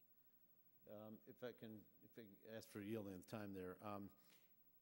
I think it needs a little clarification in the language. I'm okay with the principle, but if we can get maybe the staff, we can just clear up. Let me, the gentleman, would you let me say between now and the floor, you can work on that, and there could be an amendment. That's fine. I agree with the point. If we can just clarify that language a little bit. Gentleman, Colorado.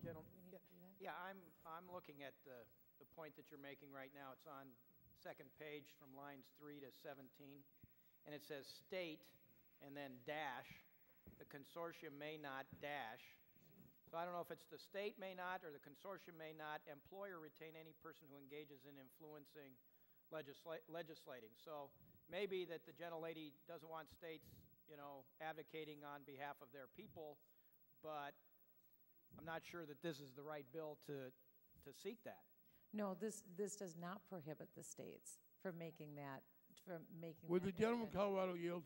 Certainly. Let me ask the gentlewoman from Minnesota, on page 2, line 3, would there be any problem with just striking state after paragraph 2?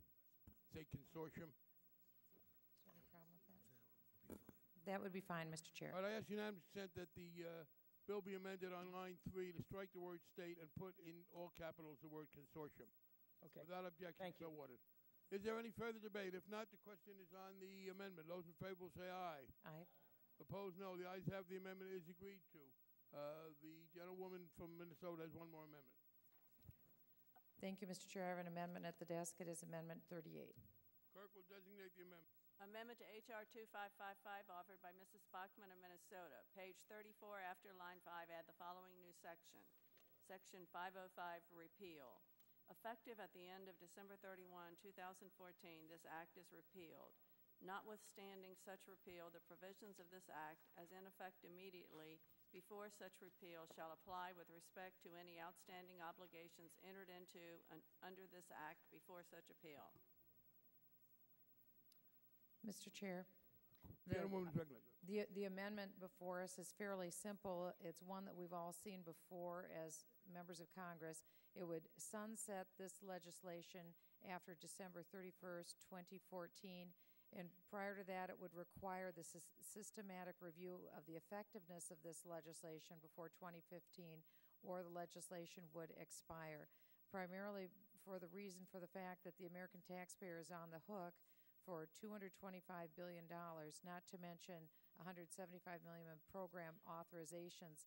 I believe, considering the scope of this risk and given Congress's inability and failure to reform previous GSEs like Fannie and Freddie, it seems imperative that we would pass this amendment to require the House and the Senate to have an opportunity to review this legislation sometime within the next 5 years.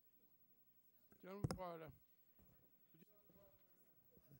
Thank you, Mr. Chairman. I'm going to speak in opposition to this amendment. The whole purpose of what we're doing here is trying to create stability in the markets around the United States, and those states that want to voluntarily pool their interests.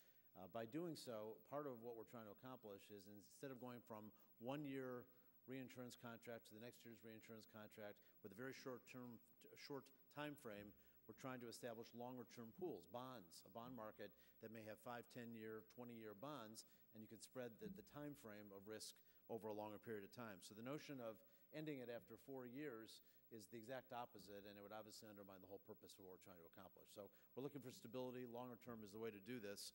We believe that, and at least the experts we've spoken to has told us that longer term stability will help reduce prices and create a more of a hedge on the cost.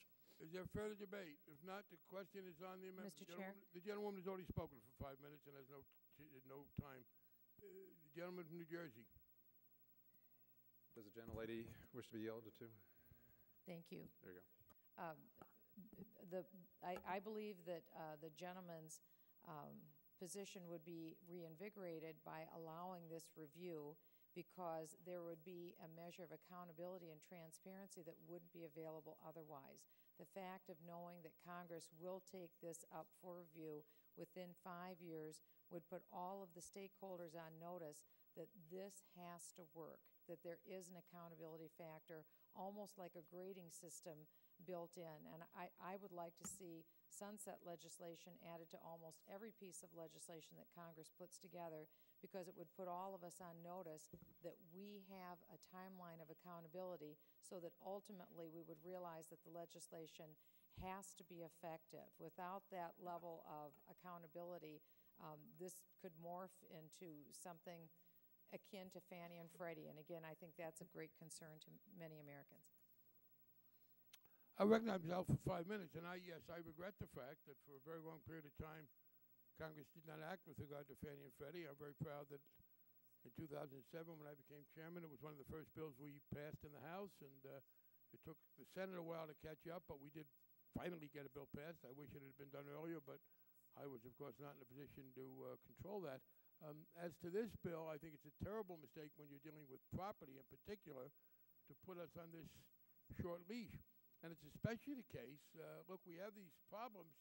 A number of members, most of the Republican members from Florida wrote to me to express their dismay at the stop and go we've been seeing on the National Flood Insurance Program, the basic program that'll be addressed in the bill that's coming later from the gentleman from California.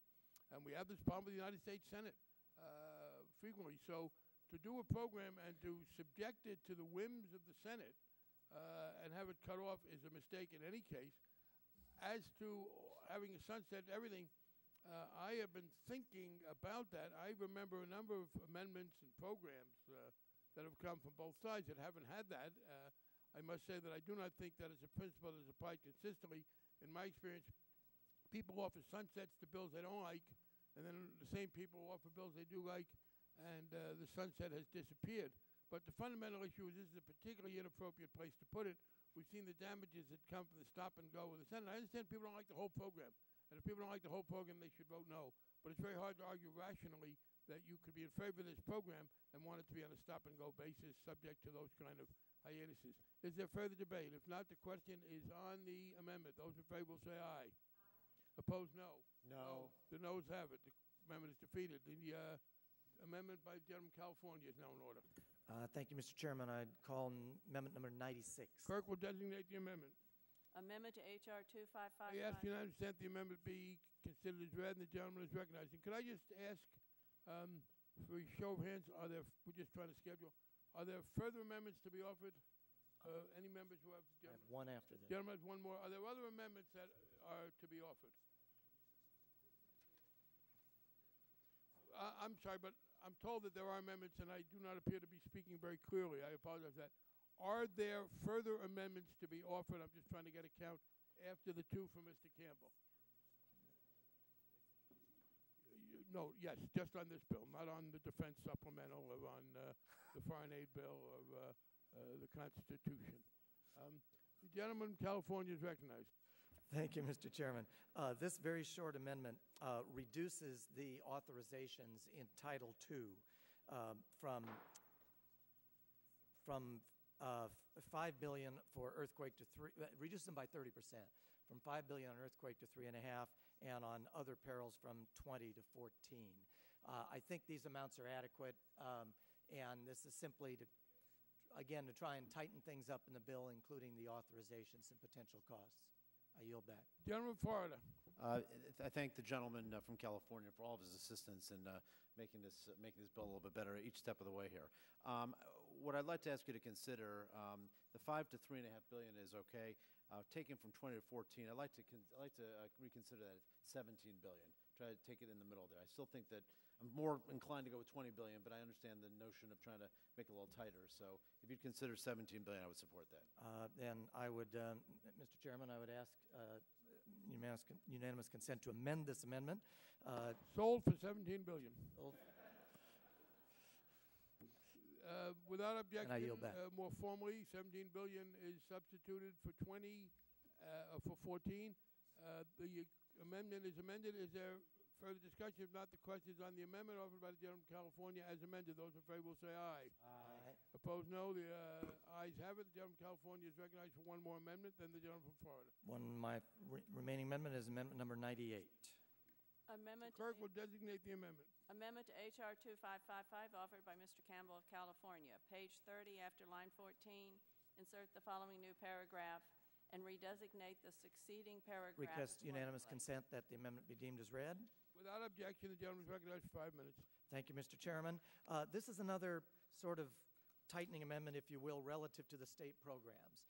And what this amendment says and does is that eligible state programs have to retain enough capital to deal with a 90-year event on whatever they're covering. If it's, for example, in the case of an earthquake, a 90-year event would be something similar to the Northridge earthquake in California. Bigger ones would be outside of that window. And so, and it's specific in terms of what capital has to be included, but whether it's an earthquake or another peril, that it's basically saying an eligible state program should retain enough capital for a 90-year event. The amendment also states that if a 90-year event occurs and that 90-year event absorbs 50% or more of the capital of said state insurance plan, that for 5 years, obviously, if you have your 90-year event, you can't retain enough capital to deal with a 90-year event the subsequent year. So it gives that state program 5 years to make up that capital from a 90-year event. And again, purpose of this is like some of the other amendments, simply to ensure that these state programs that the potential debt guarantees or reinsurance are provided for are as sound as we can make them. And I yield back. Gentleman from Florida. Thank you, Mr. Chairman. And again, I thank the chair. I thank the gentleman from California, Mr. Campbell. I'm still thinking this one through a little bit, and particularly as it relates to 90 years. And we've sort of intentionally tried to think this through a little bit and get a lot of expertise. I mean, you could say 150 years, you could say 100 years, you could say 50 years, and it has a big factor in terms of how the whole system plays out. And again, I want the science to dictate this in terms of what the right system is. If it's okay with you, if we take a little more time on this amendment. Will the gentleman yield? Withdraw it? Yes, yes. Let me make an offer to the gentleman from California that if the two members are able to work this out, we will put in the manager's amendment, and if not, and he still wants to go ahead, I can guarantee he'll get a vote on the floor if he would like. Will the gentleman from Florida yield? That works fine with me. And just so you know, 90 years is not a magic necessarily number, so I don't claim that that is the only possible response to this. But I think trying to put something in there in terms of a year event is probably something we ought to do. So with that, I withdraw. I suppose 90 is a magic number if you're 89. I withdraw the amendment. The gentleman withdraws the amendment. The gentleman from Florida is now recognized to offer the manager's amendment. Thank you, Mr. Chairman. The manager's amendment is... Gentleman offers the amendment. The clerk will designate the amendment. Amendment to H.R. 2555 offered by Mr. Klein of Florida. Page 20, strike lines 1 through 3 and insert the following. 1, shall be priced on an actuarially sound basis. Page 20, strike lines 10 through 19 and insert the following. A, minimum attachment point and levels of coverage. I ask unanimous consent the amendment be considered as read. Gentleman from Florida is recognized for 5 minutes. Thank you, Mr. Chairman. What we did is we got into a little more of the discussion, which I think we refined a little further today, on the actual pricing. We've also had some additional text in here about the attachment point, which we talked about earlier.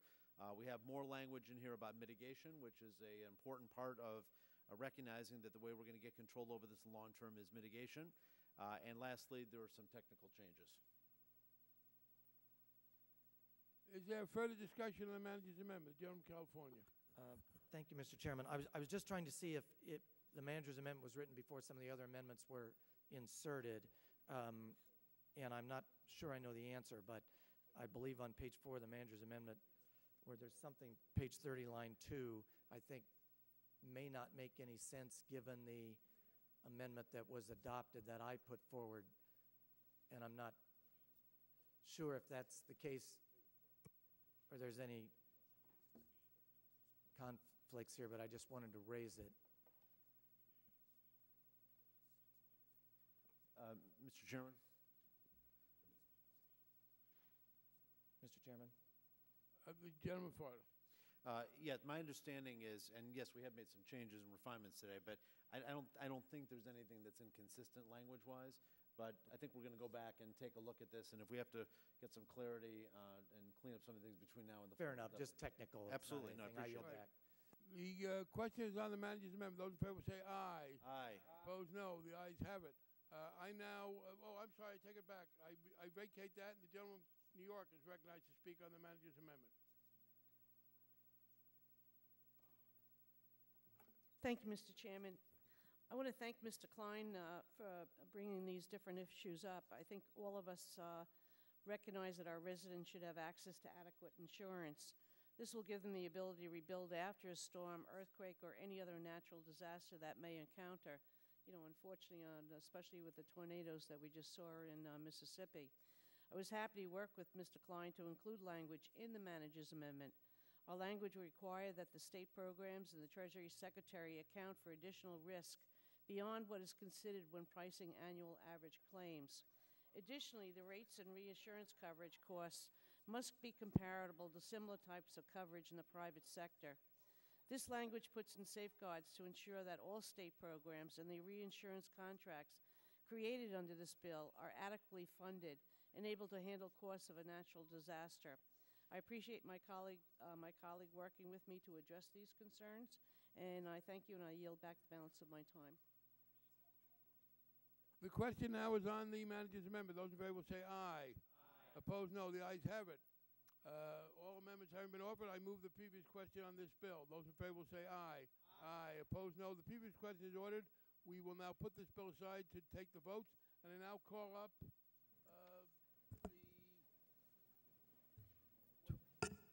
what's the number? I now call up H.R. 1264, and before the clerk designates it, let me tell the members, we do not anticipate a lot of debate on this. It's controversial, but it's a yes or no issue. There appear to be no amendments. We will then take a half-hour recess and come back probably at about 12:45 to take up the flood insurance bill, which we should be able to finish today. The clerk will call up the bill. H.R. 1264, to amend the National... I ask unanimous consent the reading be dispensed with. The gentleman from California, the chair of the subcommittee, is recognized for 5 minutes. Thank you very much, Mr. Chairman. I strongly support H.R. 1264, Multiple Peril Insurance Act of 2009. My subcommittee has long supported Representative Gene Taylor of Mississippi, and I'm pleased that we're marking up his important legislation today. The Multiple Peril Insurance Act would create a new program in the National Flood Insurance Program to enable the purchase of wind and flood risk in one policy. The bill requires premiums for the new optional coverage to be risk-based and actuarially sound so that the program would be required to collect enough premiums to pay claims. Multiple peril policies would be available where local governments agree to adopt and enforce building codes and standards designed to minimize wind damage, in addition to the existing flood program requirements for floodplain management. Any community participating in the flood insurance program could opt into the multiple peril option, but the greatest demand for the optional coverage product will be in coastal areas that face both flood and wind risk from hurricanes and tropical storms. Because insurance companies are withdrawing from coastal areas, state-sponsored insurers of last resort have been forced to take on much more disaster risk. The Multiple Peril Insurance Act would allow homeowners to buy insurance and know that their damage from both wind and water will be covered.